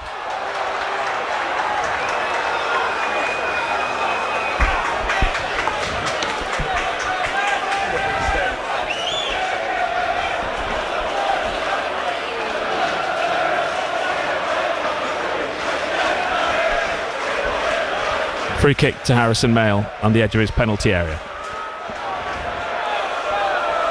Lays the ball down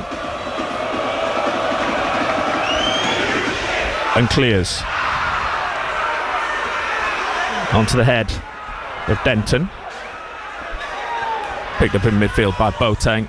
Kitchen, Pearce, nice play from York City as he gives it to Brooks. Brooks down the left hand side. Oh, Pearce, brilliant run from him. Gets back on the end of that ball, left wing. Pearce now cuts in towards the penalty area. He'll come in field into the box. He's still got it. Pearce now takes on the shot, blocked immediately the moment it leaves his foot, and Scunthorpe United pick up the loose ball in the centre and go long down this left hand side. This time it's them trying to turn the York City defence. Johnson comes across. Scunthorpe man gets there first, but Johnson will try and shepherd this out for a corner, for a goal kick, and he's bought the free kick there as Johnson. The Scunthorpe fans and the Scunthorpe players don't like it. I can understand why. That is never a free kick, I don't think. I think Johnson's very lucky to get given the decision there. Yeah, no, it was to start off with, it was really good play because he come across, won the first header, then he's got in the 1v1 duel, and as the forwards just put the ball down the line, he's just tried to run across his line, and then he's gone down a little bit too easy for me. But great play from York just before that. Kitchen into Pearce first time movement, and then it was Brooks who just spun it round the corner. Pearce was just trying to get himself on that score sheet as well there. Yeah, you'd love to see it if you're a York City fan, but it's never a free kick. No. Hunt on halfway for City, goes back to Kitchen. Kitchen goes across to the far side to Brooks. Brooks, that's a nice ball again. Link up play between him and Pearce. Pearce into Boateng. Boateng will go back to Hunt in the centre circle. He thinks about coming across this right hand side, instead turns back and gives it to Kitchen. City still leading by 2-0, just past the hour mark. Ball forward by Boateng. Pearce in round the back this time in the penalty area. Tries to bring it down, appeals for handball. Nothing given by the referee. The York fans and Pearce all immediately shouted handball and turned to the referee thinking they should have been given a penalty. We're not in a great position to see it, so I don't think we can comment. But they were insistent that's what should have happened. But it's Scunthorpe now who can come forward again on this left hand side. Upazunu. Infield it goes. Scunthorpe forced back to halfway. Beeston, Westbrook. Now across this near side it comes. And they've gone backwards. The cries are forwards all around us. Yeah, again, a minute ago, though, great play from York. That first time ball from Boateng. Bucks sprays it into Boateng. He doesn't even look in those pieces set off, and he just spun it round the corner for Pearce, and he was in. I didn't see whether it was on ball or not, but great play. I'm getting questions saying, was that Alex Hunt's second yellow card there? Should he have been shown a red? I didn't have him down for a yellow card in the first half. I know the stream have given saying that York City are down to 10 men in this game as well. They're not. I can confirm there are certainly 11 York City players out on the pitch here, so I'm not sure where the first yellow card. Suggestions he was booked for a free kick on the edge of the box, Alex Hunt. And it comes into the area, good defended by City, and York City get given the free kick as well as Williams goes to ground. What a great header that was. It was a great ball into the 6-yard box, and Williams is going towards his own goal, but he keeps his eye on the ball and he literally gets first contact on it and he gets the free kick. What a header that is. That's like scoring a goal for me. That's brilliant. A Scunthorpe player I think's got some blood actually on his shirt or on his head, so the referee's making him come off this near side of the field to get some treatment. Williams is down in the penalty area inside his 6-yard box.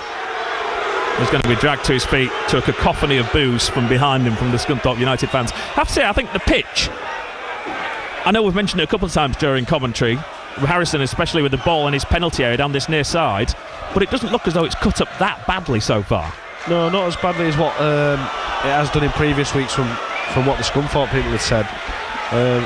Obviously we can't tell how bad it is till you're on the pitch, but no, it's played better than we thought. It's just a couple of areas, especially around where Harrison is now, where it's a little bit bobbly, but everywhere just seems to be not too bad. What's going on here now? The referee's come across again to have a word with the security officer. Stuart Minaz listening in intently to try and work out what's going on. It's something down this Scunthorpe end of the ground now that he's coming in to have a word about. So something being thrown at Harrison Mail. Issues behind both goals in the second half. He won't mind. If there's anyone out there who won't mind, it's Harrison. And now it's the Scunthorpe fans' turn to tell Harrison Mail that he's just not a very good Rory Watson, which he's laughing at. Yeah, he won't mind that. Trust me. Kid's got a strong mentality. Yeah, we've seen the other goalkeeper, of course, that they've got from York City here. Mason Campbell's here tonight, isn't he? I know someone you know quite well as well, Mikey. Yeah, no, it was lovely to see him. He came out and we had a chat, and just a shame that he's got injured this year because they're giving him the number 1 shirt at the start of the season. And it'd have been good to see him kick on and show what his ability's like. Play back underway. Scunthorpe temporarily down to 10 men as the attacker gets a new shirt and some bandage, a black bandage put round his head. The ball goes into touch for York City throw. Whitehall has absolutely pinged that ball at Jeff King, and Jeff King just got out of the way of it. Whitehall's wasting his side's own time there.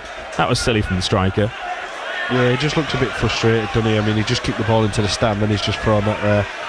But he's doing a lot of work and not getting much reward back from it. Williams at the back, 65 minutes gone, almost halfway through this second half. City's still just the 2 goals up. It should be more. Kitchen clears long. Looking for Stones, was in a bit of a battle. The defender gets his foot to it, goes back towards his own goal, and it's hooked clear by Denton. Into midfield it comes. He's got no number now on his back. Ubazunu. Hunt, that's a sloppy ball from him though. looking for Gray. Scunthorpe are able to clear. Williams again running back towards his own goal. Gets the better of the striker, then pulls his shirt in the box. That was dangerous from Williams. King has it back to Williams. He's on thin ice there with the pull of the shirt, wasn't he? Yeah, but... And then King throws himself to ground looking for a free kick again. The referee gets it right not to give the decision. Scunthorpe on this near side, beast into the edge of the area. It's overhit though, and he couldn't get there on the stretch. Couldn't Whitehall. Rowley. Back to Denton. Denton infield. Into the centre, back again.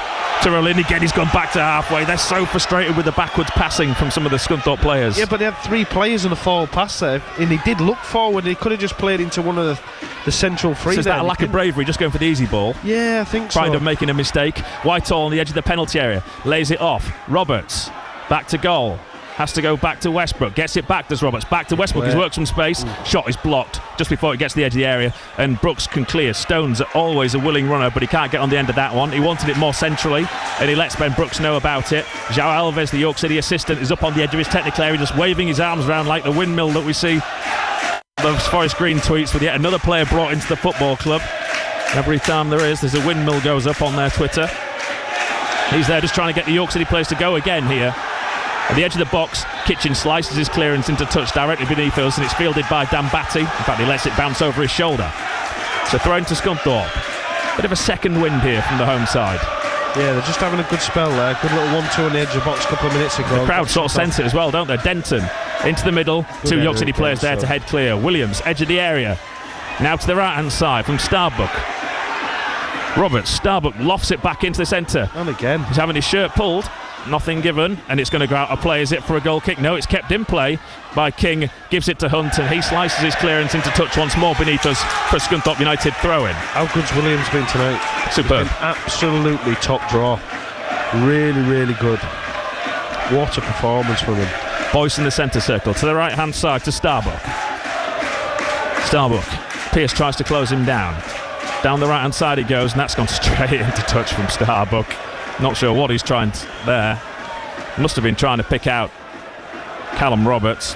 He was nowhere near the former Aberdeen and Notts County man, and that'll be a York City throw-in just outside their own penalty area, far side of the ground. We're still looking across those dugouts, no signs of any changes so far.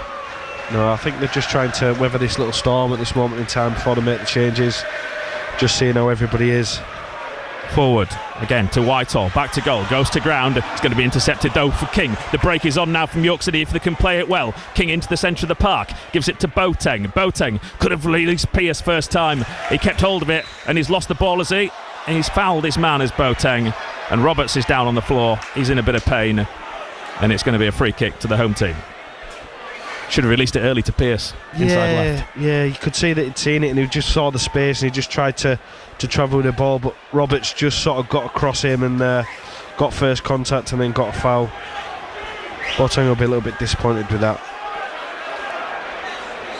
Roberts is down on his haunches, but isn't going to need any treatment. And now Scunthorpe it is that are getting at least 2 players ready to come on here. I'll let you know who they are in a minute. All sorts of movement on that home dugout. Might even be more than 2. Could be a quadruple change. Unlike Robert Havercroft, I'm sure I won't have to explain what a quadruple change is at the weekend. Did you enjoy Robert at the weekend? He was on top form, wasn't he? Horton on this near side with a throw-in into the York City penalty area. Flicked on. All the way across goal it goes. Kitchen gets there and clears. Nodded back infield once more. Headed clear this time again by Williams. And to this near side, Horton has another chance. Then it comes into the box once more. It's a deep one again. Kitchen gets his head to it. Falls to Starbuck. Takes on the shot. Poor shot. Cleared by Pearce on the edge of his area. Starbuck nods it through once more. Brooks gets his header all wrong in the penalty area. Beasting under pressure. And does well does Brooks in the end to hook the ball out of play on that far side of the ground for a Scunthorpe United throw. But yeah, City just having to see out a spell of pressure here from the home side. Yeah, which I think we expect it would come at some point. It's hard to control the whole game, especially. Beasting, sorry, nicked it as York City Gray, and that's Pearce tries to send it forward to Stones. Flag stays down. Stones is through. He's being pulled back by the defender. Stones on the edge of the area. Still got it, Stones. Forced wide.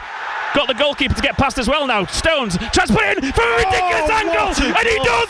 That is an unbelievable finish from Josh Stones from the tightest of angles at the far side of the penalty area. How has he got that in from there? Josh Stones, he took on 3 of the Scunthorpe players, and he's managed to get it in. That is one of the goals of the season from Josh Stones.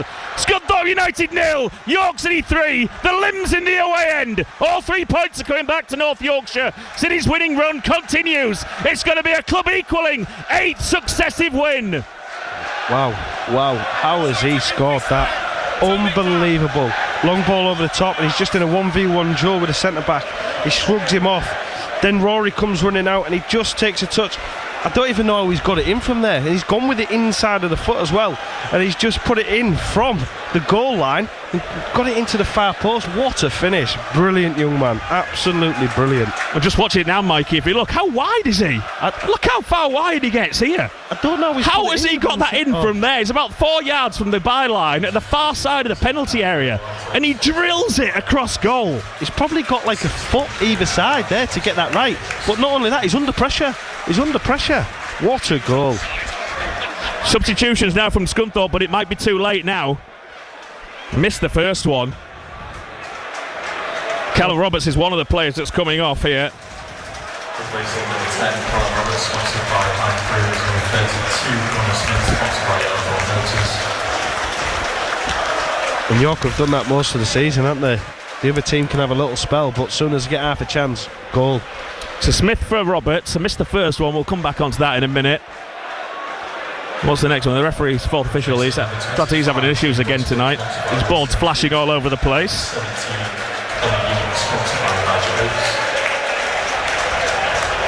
Ollie Ewing is coming on. He comes on in place of Westbrook.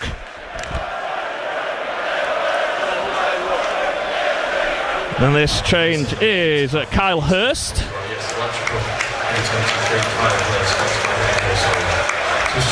He comes on in the centre of the park for Alfie Beeston.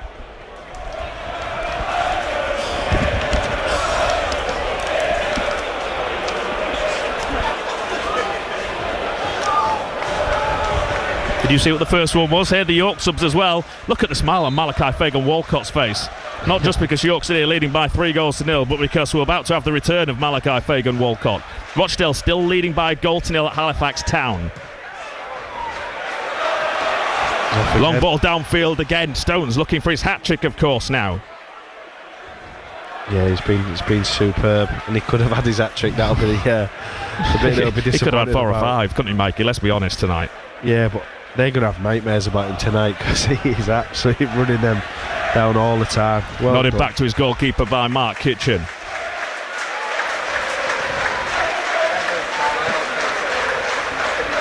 Yeah, it looks like there's a few changes now. Is it 2 or 3? Bats, Newby, Banks, King sends it forward. Well dealt with by the Scunthorpe centre-back there. Oh, and then he's robbed of it by Gray. Gray can lay it through to Stones. Gives it to Pearce instead. Pearce is tackled. Should have gone to Stones. Yeah, there's a little half chance there, but again, they're looking a bit nervy at the back there. I think they'll be happy to see the game out now back there. 23, saying the York City supporters, of course. 8 successive wins, equaling a club record. 23 games unbeaten until Scunthorpe were at the LNER and thoroughly deserved that 3-1 win back at the start of October. Again, equaling a club record. Yeah, it's absolutely unbelievable, isn't it? One was having a chat about it before. It's like just winning that many games in a row and then going 23 games defeated. It's just things that you dream for as a player, manager, fans, everybody. It's just unbelievable achievement. So Banks, Batty, Fagan, Walcott, Newby are all about to come on here. Johnson, what ahead of that is back from Johnson to his goalkeeper. You're looking at Stones was being fouled all over the place as well, wasn't he? As well, for how he did that. No, brilliant. In awe of that. Yeah, absolutely brilliant. Really, really good. I was just saying there now, if you're Scunthorpe and you're 3-0 down, then you're seeing all these coming on. It's like, wow. Oh, frightening. The strength in depth at York City is like we've never seen before. For the level of football. Yeah. It's just staggering. was having a discussion with some of the fans on the weekend, and they were talking about the best team that they've seen, and I think it's always difficult to judge decades. We had a chat about it early, didn't we? But in terms of feel-good factor, Kitchen trying to set Gray away through the middle. He gives the thumbs up. It goes through to Mahadi.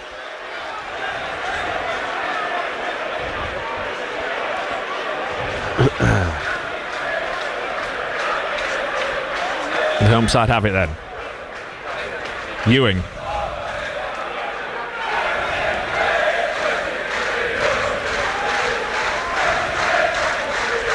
The other change was Dosh coming on for Scunthorpe United. Aidan Dosh, who came on for Danny Whitehall. Yeah, I think Whitehall is a handful, isn't he? But they've took off their sort of most creative players as well. Well, they're probably saving them now, to be honest. That's City are going to try and do now for the weekend. It's going to be interesting to see who he brings off here, Maynard. Stones won't want to come off, will he?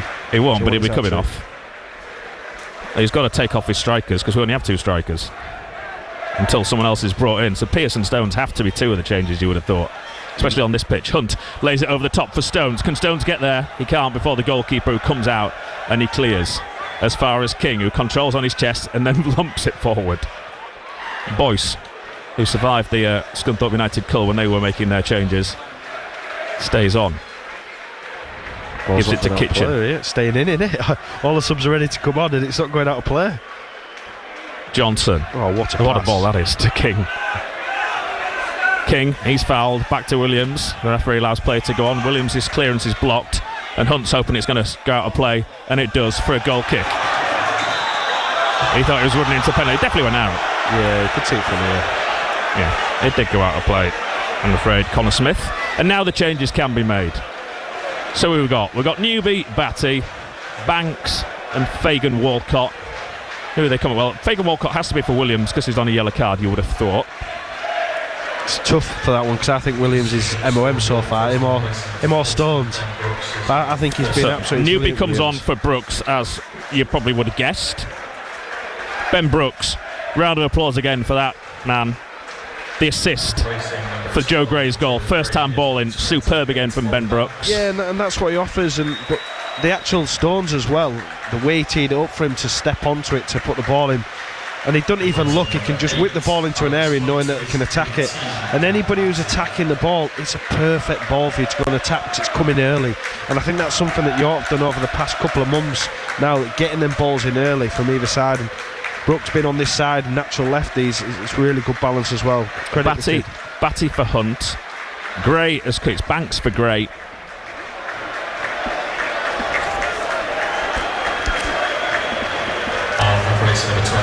And Fagan Walcott coming on for Morgan Williams. In fact, yeah, for Morgan Williams.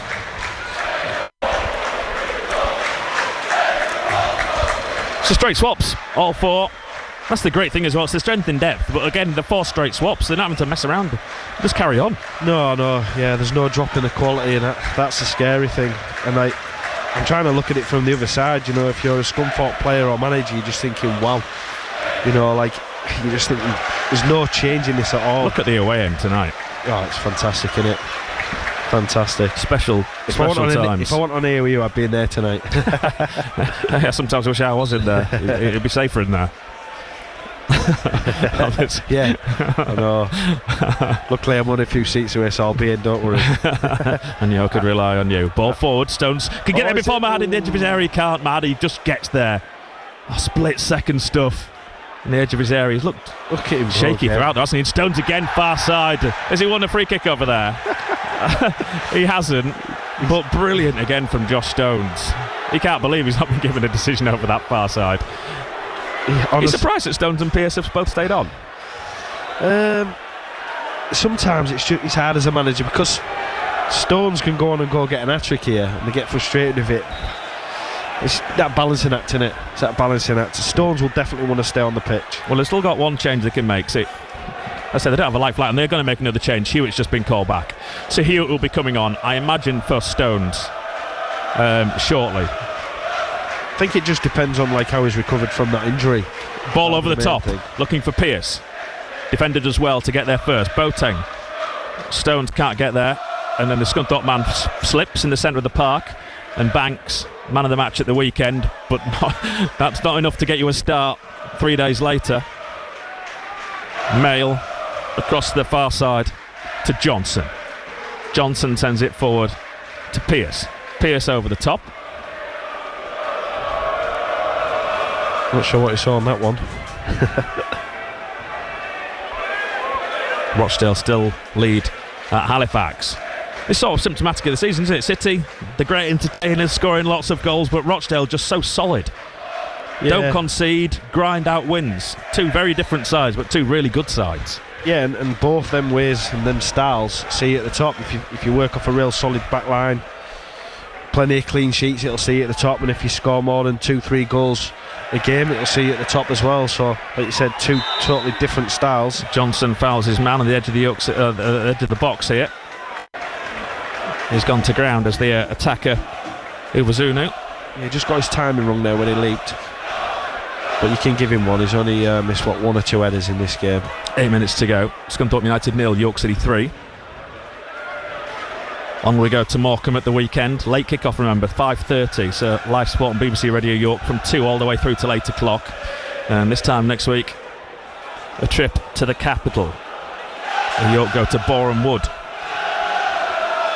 Tough game, that one. Yeah. Tough game.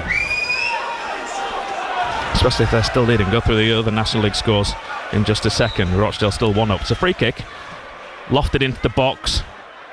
And it's put well wide of goal from a tight angle at the back stick there from Brandon Horton. So the latest scores then in the other National League games as Hewitt gets ready to come on now here for York City. Rochdale 1-up, as I say. Forest Green have got one back, but they trail 3-1 at home to Boston. Boreham Wood 2-up at Southend. Tamworth 4-1 up on Altrincham. Wealdstone lead Brackley by 2-1. The York City fans in front of us here applauding. Josh Stones, is it, whose number went up there? Yeah. As he makes his way off the pitch.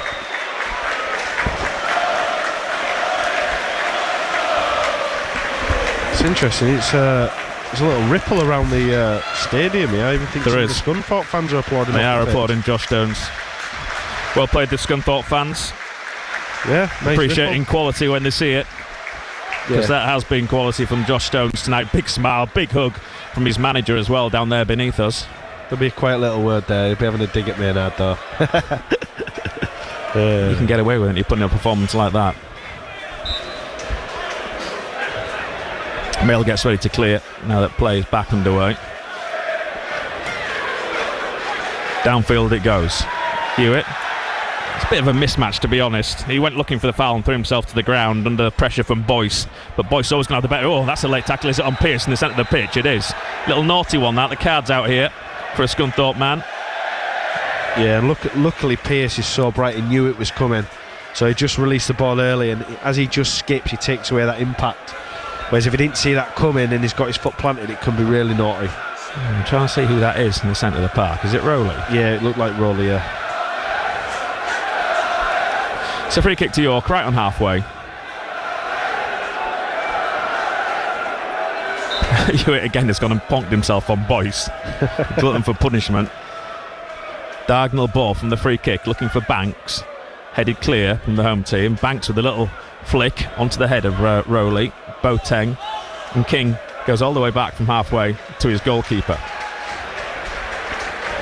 Yeah, it was a nice weighted pass back that from King, and it needed to be right because of the pitch. Kitchen clears down the left hand side.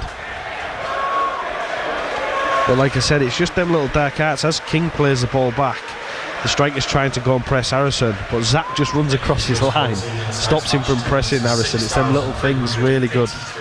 6,383 is the attendance. With 1,600 and something York City fans, well, plus more, because all the ones that are in here as well have been in hospitality. There's a few in here keeping you safe. Just about. Still got to get back to the car. Well, you can just see it. They keep giving us a little wink when there was a goal there, a few of them, and then at half time we get everywhere. That's what we do. Yeah, I think the fire alarm's gone off, Mikey. Is it a fire alarm gone off? Yeah, I think I'll ignore that and stay here. They're getting up all around us, which is a good sign. They're not staying for the final whistle and the inevitable York City celebrations away to our right hand side. So throw in for York City. Bye, sing the York City supporters. Is it a fire drill they're singing as well? Ball played back. There's another one of those crackers in front of us. Sure, Haddy does well, clear under pressure. That's a good header from Johnson. Finds Pearce. Pearce lays it off, and it just about finds its way to Newby. He's got his gloves on again. Yes, does he? Are they always those black gloves, or does he have different gloves to suit the kit he's playing in? I'm not sure. Batty. If he's got anything about, we'll make sure he's got the right colour to match. Well, I don't think he wears red gloves, does he? Maybe he does, I don't know. Ball downfield. Nodded forward by Scunthorpe. Fagan Walcott at the back allows it to go into touch with a smile on his face. Yeah, he knew that was coming. As soon as he started to shield the ball, the player was going to push him in the back. So she said a little chuckle to himself, didn't he? King. Nice to see him back on the pitch, though. Goes back to Fagan Walcott, and he launches it forward onto the head of Boyce. Boateng. King. Banks, I should say. Now it's King. Fagan Walcott, that's a nice ball, but he just can't find Hewitt. Gets a second opportunity to nod it forward. Intercepted by Scunthorpe, but given straight back to King.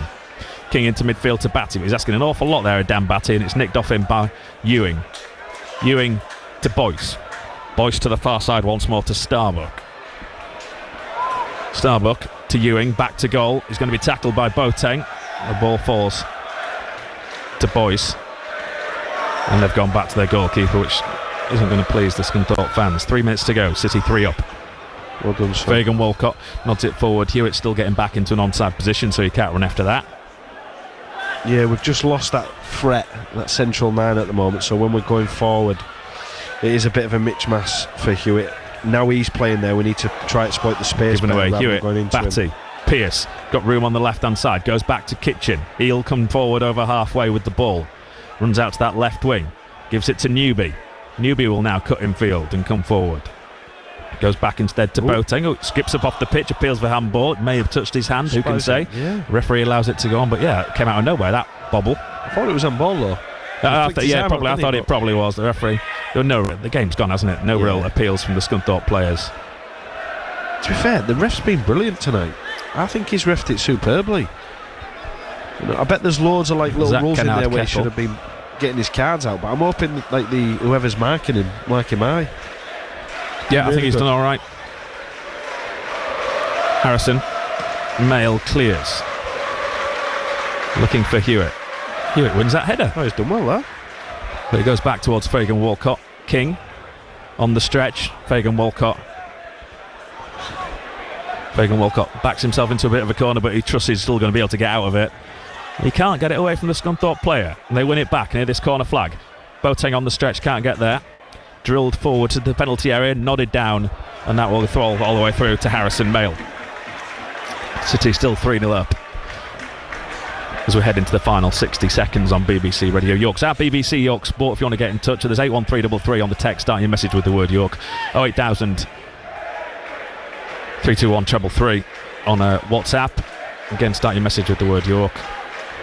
What an evening for York City. Yeah, it's a great night. We just need a Halifax goal now. We certainly do. But Rochelle have got a second. So Halifax goal won't do any good. Oh.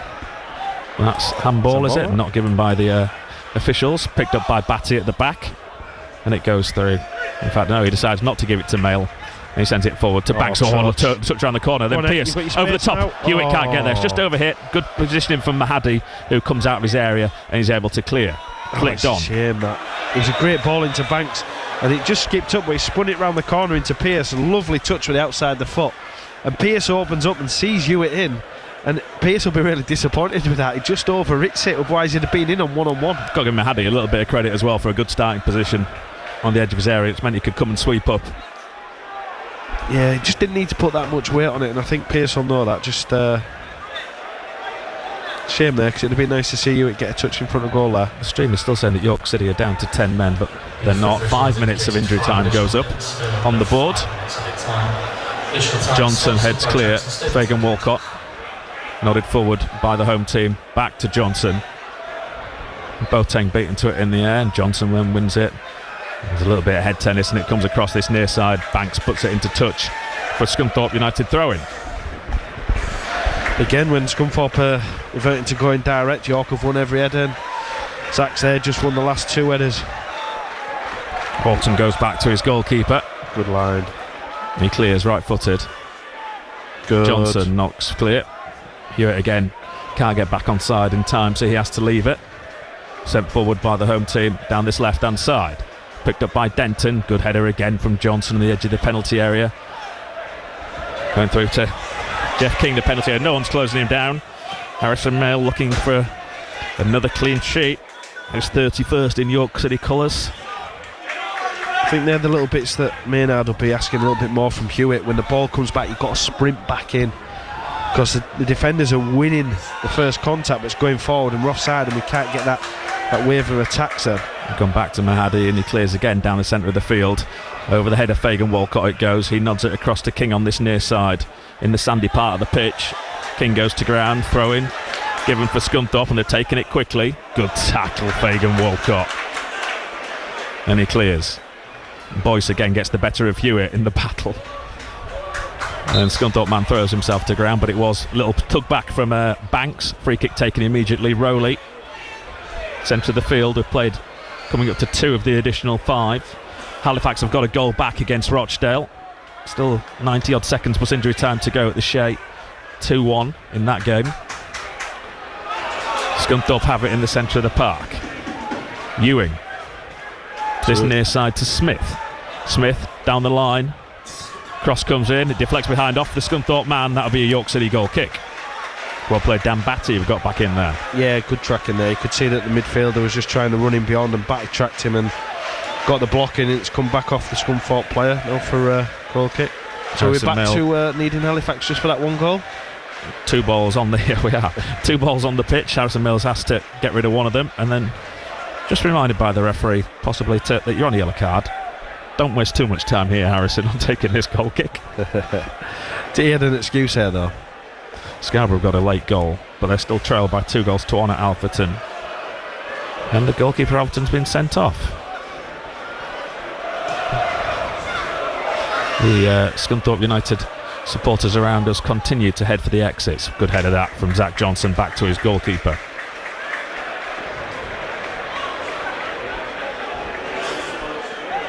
Mail gathers. So City getting all 3 points. 3-0 they lead. If you haven't yet seen the Josh Stones goal, I'm sure it's all over social media, you need to see that second goal from Josh Stones. Far side of the field, Scunthorpe have it. The centre of the pitch, that's over here. Misplaced pass. Fagan Walcott is there for City. 90 seconds to go of the additional 5. King to Batty. Batty tries to turn the defence. Hewitt holds it up but then loses possession. His touch just lets him down on the turn, and it's played back to Mahadi. Look at Pearce still go. He's pressing every ball still. Unbelievable. 94th minute. Look at him go again. He's off again. Goalkeeper clears. The energy levels staggering. Oh, it's brilliant. I don't think the S&C team will be too happy with it, but Maynard will. Newby forward. Going to be picked up in midfield, is it? No, Banks can't get there. The home team do. On this left hand side with Smith. Goes back in field.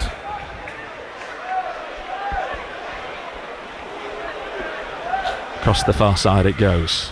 40 seconds to go. Kitchen puts it into touch, level with the edge of the penalty area for a Scunthorpe United throw-in. Interesting to see the reaction here from the Scunthorpe United fans. What's going on here now? Have Halifax equalised? Have Halifax got a late equaliser, having come back from 2-2? That's the sound of the York City supporters. There may be a late equaliser. 2 goals in injury time for Halifax. We'll confirm that in a second if that's the case. Ball in the far side of the field. Scunthorpe still have it. We are top of the league, sing the York City fans. And it comes now. It is 2-2 Halifax. We love you, everyone at the Shea. As that shot comes in, that's the full-time whistle. York City are going top of the National League this evening. Halifax, you little beauties. But let's talk about this performance, and what a performance that has been, Mikey Morton, from York City. Oh, we said it at half-time. It's been a different performance. I think they've showed, the attributes that they probably haven't had over the last few seasons, and they've just come here today and they've sort of managed the game perfectly. What a performance. Very difficult to pick out the man of the match. And I'm just looking at Halifax's second goal. I did say that one goal, didn't I? But no, what a performance here. And again, Main, I'll just say we'll just keep doing what we're doing. And when you're putting performances in like that and showing different ways of winning the game, yes, we deserve to be up there. What a night. What a performance from York City. 3-0 doesn't really do it justice. They could have had 4, 5, 6 if they'd taken their chances. Josh Stones has scored 2 brilliant goals. He's missed 2 far easier chances to get his name on the score sheet. And with this scoreline at the Shea, if they can hold out for the final couple of minutes of injury time, FC Halifax Town, is this the night the title race changed in the National League? Well, all we can do is just keep doing what we're doing and put the pressure on. And obviously, you know, tonight you can see that the pressure's got to them there. And I did say if Halifax played like they played against us the weekend, it'll cause them a few problems. And listen, there's a long way to go so far, but as long as we just keep doing what we're doing, and again, we're showing different ways of winning the games. You know, like today, I loved that performance today. It was just very different to how we would normally play. But no, just got to keep doing what we're doing and keeping the pressure on.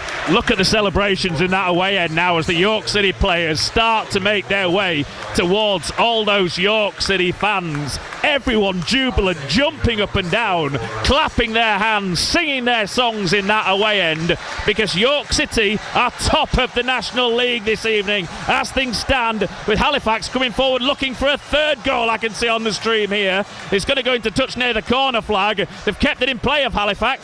Rochdale scramble that clear. We're doing commentary of a stream now for a game we're not even at. Brilliant evening for Stuart Maynard's side. It finishes here at Glanford Park. Scunthorpe United 0, York City 3. Thank you ever so much, David Ward. We will be back with David Ward very shortly indeed to get some reaction. However, they are still playing at the Impact Arena. Let's bring you the closing stages of that match at the moment between Alfreton Town and Scarborough Athletic. I will let James Fletcher describe the action. Chapman, left wing. Here comes Scarborough Athletic again. All out attack now. Chapman, edge of the area. Chapman dances into the box. Bennett, he'll try and stand up across. Blocked. Bennett still going. Tees it back to Brown. Brown with the shot. Deflected, but deflected away from goal. And this might run out for a corner kick. Welcome to our York City listeners joining us on FM and BBC Sounds, as there'll be a free kick for Alfreton.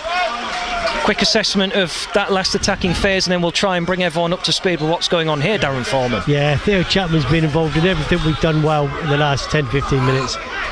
Just couldn't get the final ball, and we've got to get the ball in the box, put the pressure on the young keeper. So, for those just joining us, it looked like Alfreton were coasting towards a 2-0 victory. Then Theo Chapman won a penalty for Scarborough Athletic in the 91st minute, converted by Luca Colville. There was then a 3-minute delay as goalkeeper Harry Burgoyne of Alfreton held on to the ball, lashed out at Richie Bennett and was sent off. The game didn't restart for 4 minutes. There's been a consultation on this near side touchline that suggests that the fourth official has got a different time to us in when the penalty was awarded. So we have it as probably another 3 minutes to play. Chapman crosses into the box. It's touched towards goal, but wide of the target. I mean, Weleji was diving in, Tier was diving in, nobody in the yellow shirt could turn it home. Remains 2-1 to Alfreton. Unfortunately, just too much of a touch on it, and Dom Tier didn't quite get his head on the end of it. So we're about to tick into the 10th minute of added time. I have it as maybe 60 seconds left to play, if my maths are right. Alfreton 2, Scarborough Athletic 1. Full times going in all over the National League North, as James Wright's goal kick is a poor one. It flew out towards this left hand side, and it's a throw in the halfway line area.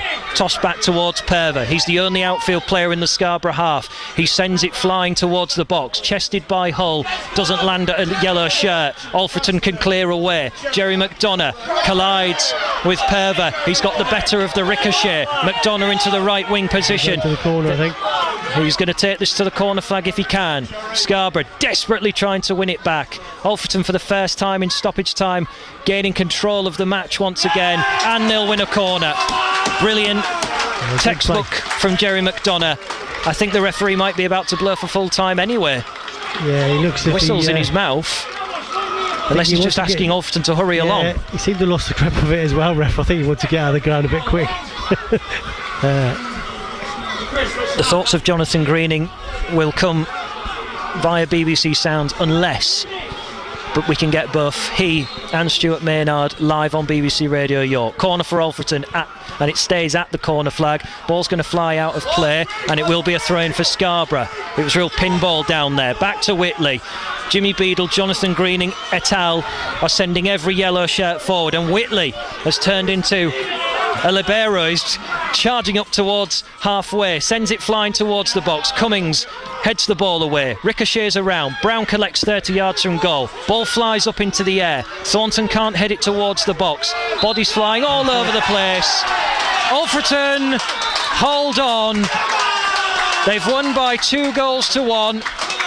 What a grandstand finish where tempers certainly frayed, but Alfreton, after a real brain explosion in stoppage time, have held on and got the win they deserve after 90 minutes of gutsy, determined defending and taking their chances when presented to them. Yeah, we were guilty of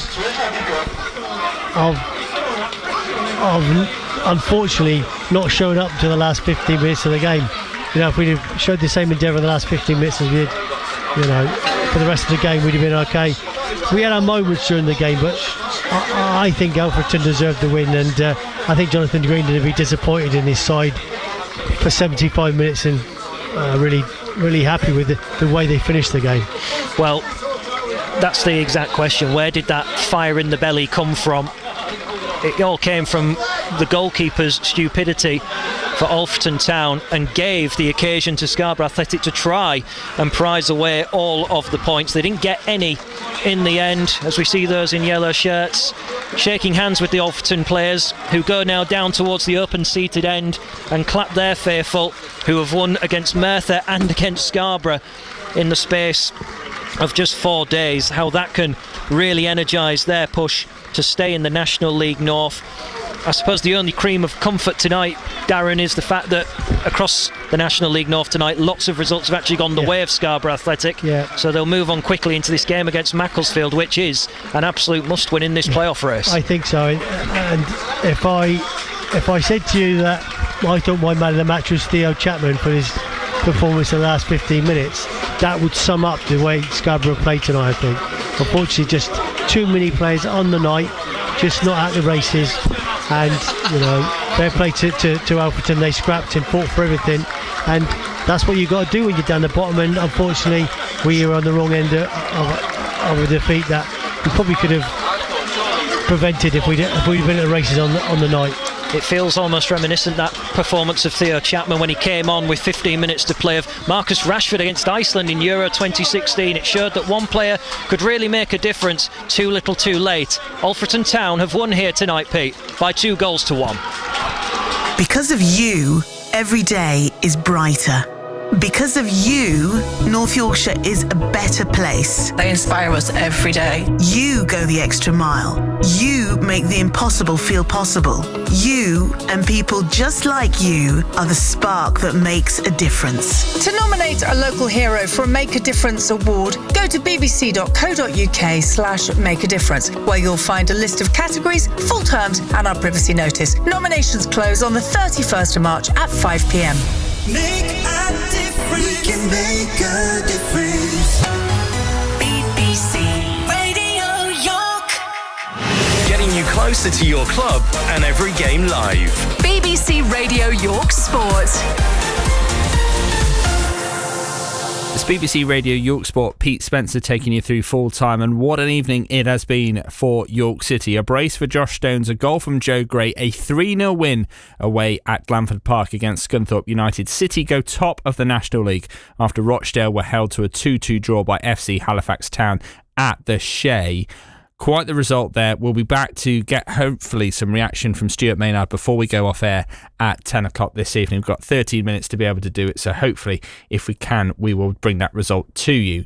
Let's go through some of your text, tweets and your messages as well. Mike gets in touch, says, what an incredible performance from both the City players, the management staff and the supporters. Stones' goal has got to be in contention for goal of the season. Well done, lads, and well done Halifax Town as well.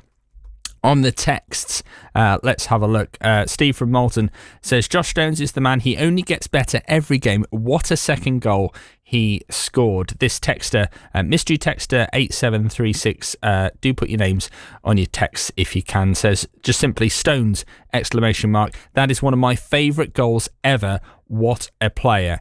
This one from Jim in Stamford Bridge says, David, a little fact came to me that amongst all the excitement of this season, the goals for tally stands at 90, a phenomenal feat in my opinion, plus currently on 80 points and keeping the pressure firmly on Rochdale, aiming for a nail-biter of a finish to the season. That was sent before the full-time whistle, obviously, on that one.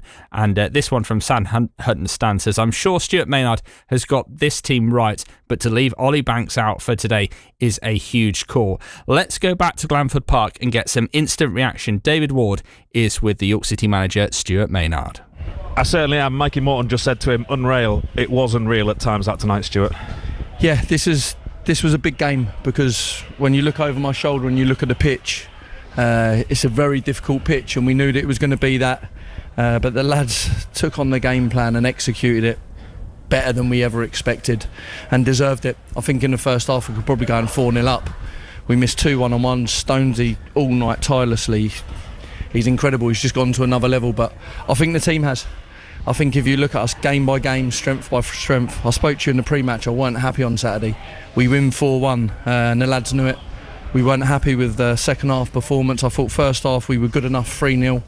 And then the second half I didn't think we were good enough to the standards we set ourselves. And we said that to the group tonight, we've got to get back to where we're at. We've got to keep getting better. We can't have any lulls. We can't afford to. So the standards have to keep being driven, and it's got to be driven within. It's not just from us as a management team. The lads have to keep driving it. And I think tonight they've just gone and shown what we're about. I think I remember saying as part of the commentary for that first goal, it could have been the third goal.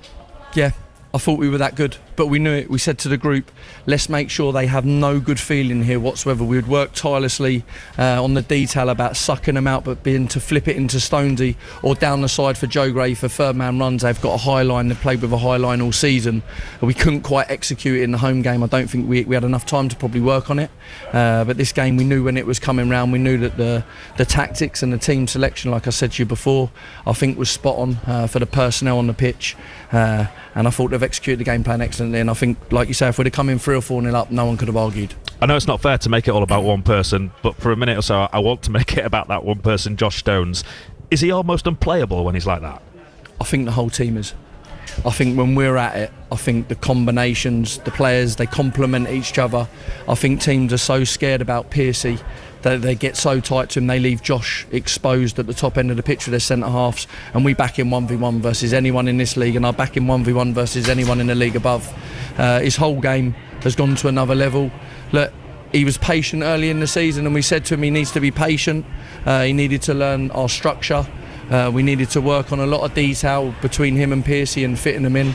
And I think that between the whole squad now, everyone knows our detail against different shapes, the way we play, where the overloads are and what we have to do. And they've come here tonight and we've shown a totally different side to what we've shown in different games, and that's what I love about this team. We're not one-dimensional, we're different. If you look at us tonight, we look a totally different team to how we looked at Saturday. We look a totally different team to how we looked the week before. I've talked so much this season about how good some of the goals are that your side scores. They were 3 cracking goals, all for different reasons tonight. Yeah, brilliant. Absolute brilliant. The one at the end, Stonesy, how he's got that unbelievable. But for me, it's a foul again. He's fouled at least once. Yeah, at least once. So if he brings him down, it's a red card.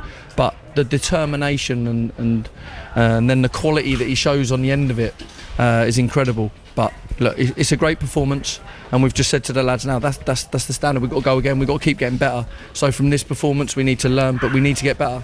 We need to demand from each other. We need to keep ticking the games off. It's just another one ticked off. There's a long way to go between now and the end. season, but we've got to keep playing with that intensity. And defensively, I know there were a few yellow cards thrown around at times during the game, but I thought defensively, Johnson, Morgan Williams again, outstanding.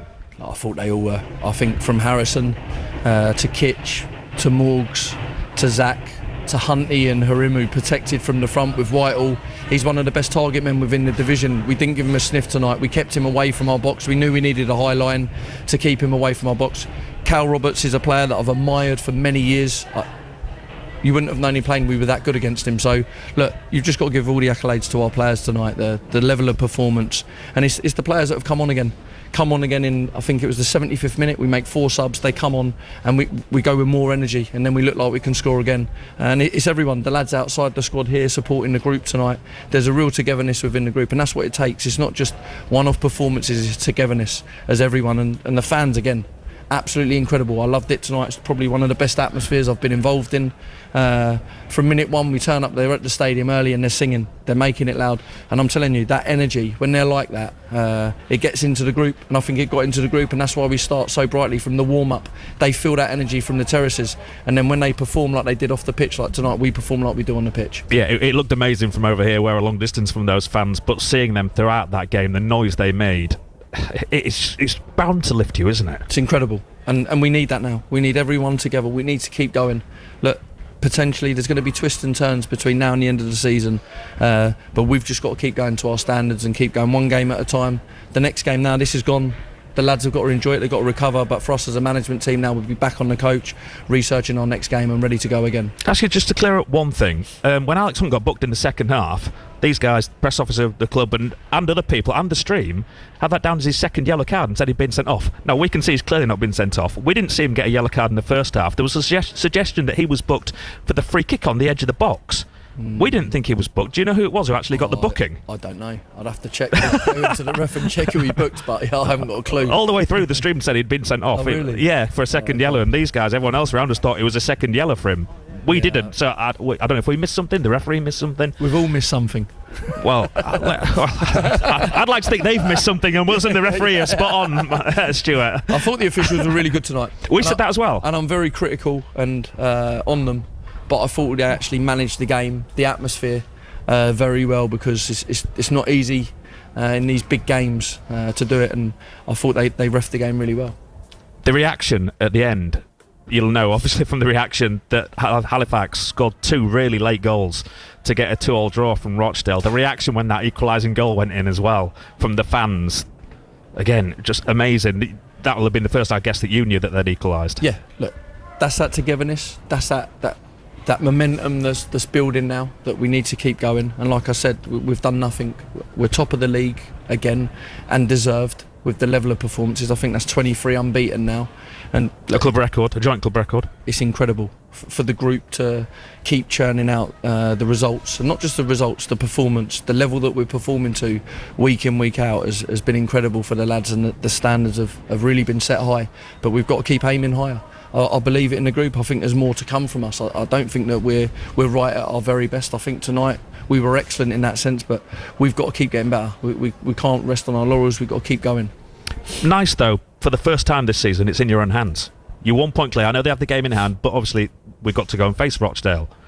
It is now in York City's hands for the first time.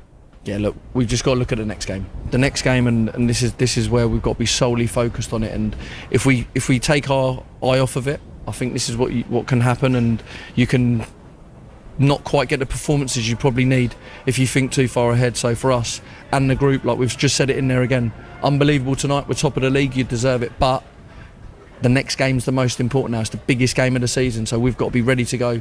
Come Saturday, we've got to recover and be ready and come out with that energy again. Because that is a banana skin now. You're top of the league, we know where Morecambe are. Everyone will have seen tonight's game, they'll see Boreham Wood next week. Everyone will be expecting York City just to turn up at Morecambe and get another 3 points, won't they? I know you and your players won't be expecting that, but that's got to be the attitude and the mindset of everyone. Look, I think the target on our back, because of the level of performances we're putting in, and then also the unbeaten run, the target keeps getting bigger and bigger. So we've got to keep getting bigger and bigger and bigger shoulders and be able to take it. And I believe this group can. So we've just got to keep going one game at a time. And that's all we can do, really. And the rest of the wicket, I presume you go and watch Morecambe tomorrow night? Yeah, I'm at Morecambe tomorrow night. Me and Gaz will go down. Gateshead and watch them live. It'd be good to see us a new manager, it's a new philosophy. I got a chance to watch a little bit of them today as part of the prep just before. For us as a management team, we always have a little look on the morning of today's game because we've done the Scunny prep totally. So yeah, look, we need to make sure we get the detail right and get the team selection and the squad right. Well, congratulations to you and your team. I think whatever happens this season, tonight will go down in lots of people's memories in years to come. They'll remember this night at Scunthorpe United and the performance that your team put out. Really appreciate it, guys. All the best. Have a good evening. Thank you. That's the York City manager, Stuart Maynard, live here on BBC Radio York. Thank you very much, David Ward and Mikey Morton there at Lanford Park. What a night for York City. It finished there. Scunthorpe United 0, York City 3. A brace for Josh Stones, a goal for Joe Gray, and City keep pace with Rochdale, who they go above Rochdale, don't they, after that 2-2 draw for them against FC Halifax Town. Just time to leave you with this. Becky Want is next with The Late Show, but we have to finish with this. Hunt to Boateng. Boateng, can he feed it to Stones? He can. Yeah, Boateng's taken out late. Stones, left-hand side. Yes! Josh Stones has finally got his goal. He took it really well. He goes and stands in front of the Scunthorpe fans. That's the goal he deserves. It's the start York City needed. They've been all over Scunthorpe here. They lead by a goal to 0. One in the air by Gray. Good header to Stones. Left-hand side of the penalty area. Stones comes in field. Still got the ball. Forced away from goal. Stones needs to pull it back to someone, needs a bit of help. Now he lays it off to Brooks. He'll put across into the middle. On to Gray! 2-0! 2-0 to York City! A lovely header from Gray. Even the Scunthorpe fans in front of us are applauding that goal. Pierce tries to send it forward to Stones. Flag stays down. Stones is through. He's being pulled back by the defender. Stones on the edge of the area. Still got it, Stones. Forced wide. Got the goalkeeper to get past as well now. Stones tries to put it in from a ridiculous angle, and he does! That is an unbelievable finish from Josh Stones from the tightest of angles at the far side of the penalty area. How has he got that in from there? Josh Stones, and he's managed to get it in. That is one of the goals of the season from Josh Stones. Scunthorpe United 0, York City 3. On the BBC Sounds app, on your smart speaker, Play BBC Radio York. and on your radio. The sounds of North Yorkshire is BBC Radio York.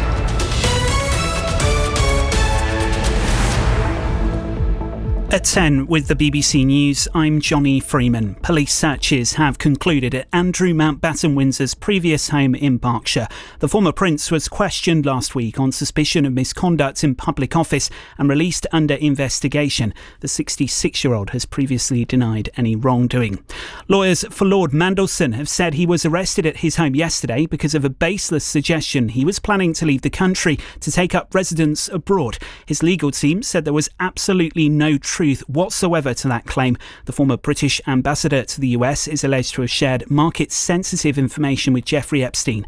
Our political correspondent Joe Pike says Lord Mandelson's lawyers said the arrest came as a surprise. Peter Mandelson was arrested yesterday despite an agreement with the police that he would attend an interview next month on a voluntary basis. The arrest was prompted by a baseless suggestion that he was planning to leave the country and take up permanent residence abroad. We've asked the Metropolitan Police Service, they say, Peter Mandelson's overriding priority is to cooperate with the police investigation. We also understand that one of the conditions of his bail is that he's had to hand in his passport.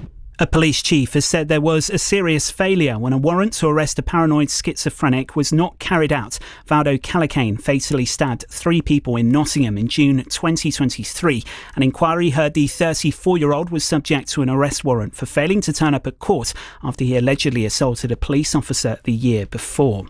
The government has announced GPs in England will have to guarantee same-day appointments for patients with urgent needs. A new clause will be inserted in contracts from April this year. Ministers are also pledging £500 million to help practices recruit more doctors. The Health Secretary, Wes Streeting, has told the BBC there have been improvements, but changes still need to be made. There is further to go, but I hope that people listening take some hope and confidence from the fact that the NHS is finally moving in the right direction, even if I'd be the first to say that there is still a lot more for me and for the government to do. A mum and dad from Kent, whose son is the first UK baby to be born using a transplanted womb, say they've been given the gift of life. The womb was donated to Grace Bell by the family of a woman who died. Grace gave birth to her and her partner Steve Powell's son Hugo just before Christmas last year. And today marks the start of this year's BBC Local Radio Make a Difference Awards to recognise the unsung heroes in our communities. There are 8 categories. England rugby union star Ellie Kildunn was runner-up in the BBC Sports Personality of the Year contest. She's judging the Active Award in West Yorkshire. Sometimes you don't realise how powerful your own story is, but you've got the power to inspire people to do some really amazing things. They just need to hear your story because everyone's got one. If the opportunity is there for your story to be heard, go for it, full throttle. Nominations close at 5 p.m. on the 31st of March, and there's more information at bbc.co.uk/make a difference. You're up to date.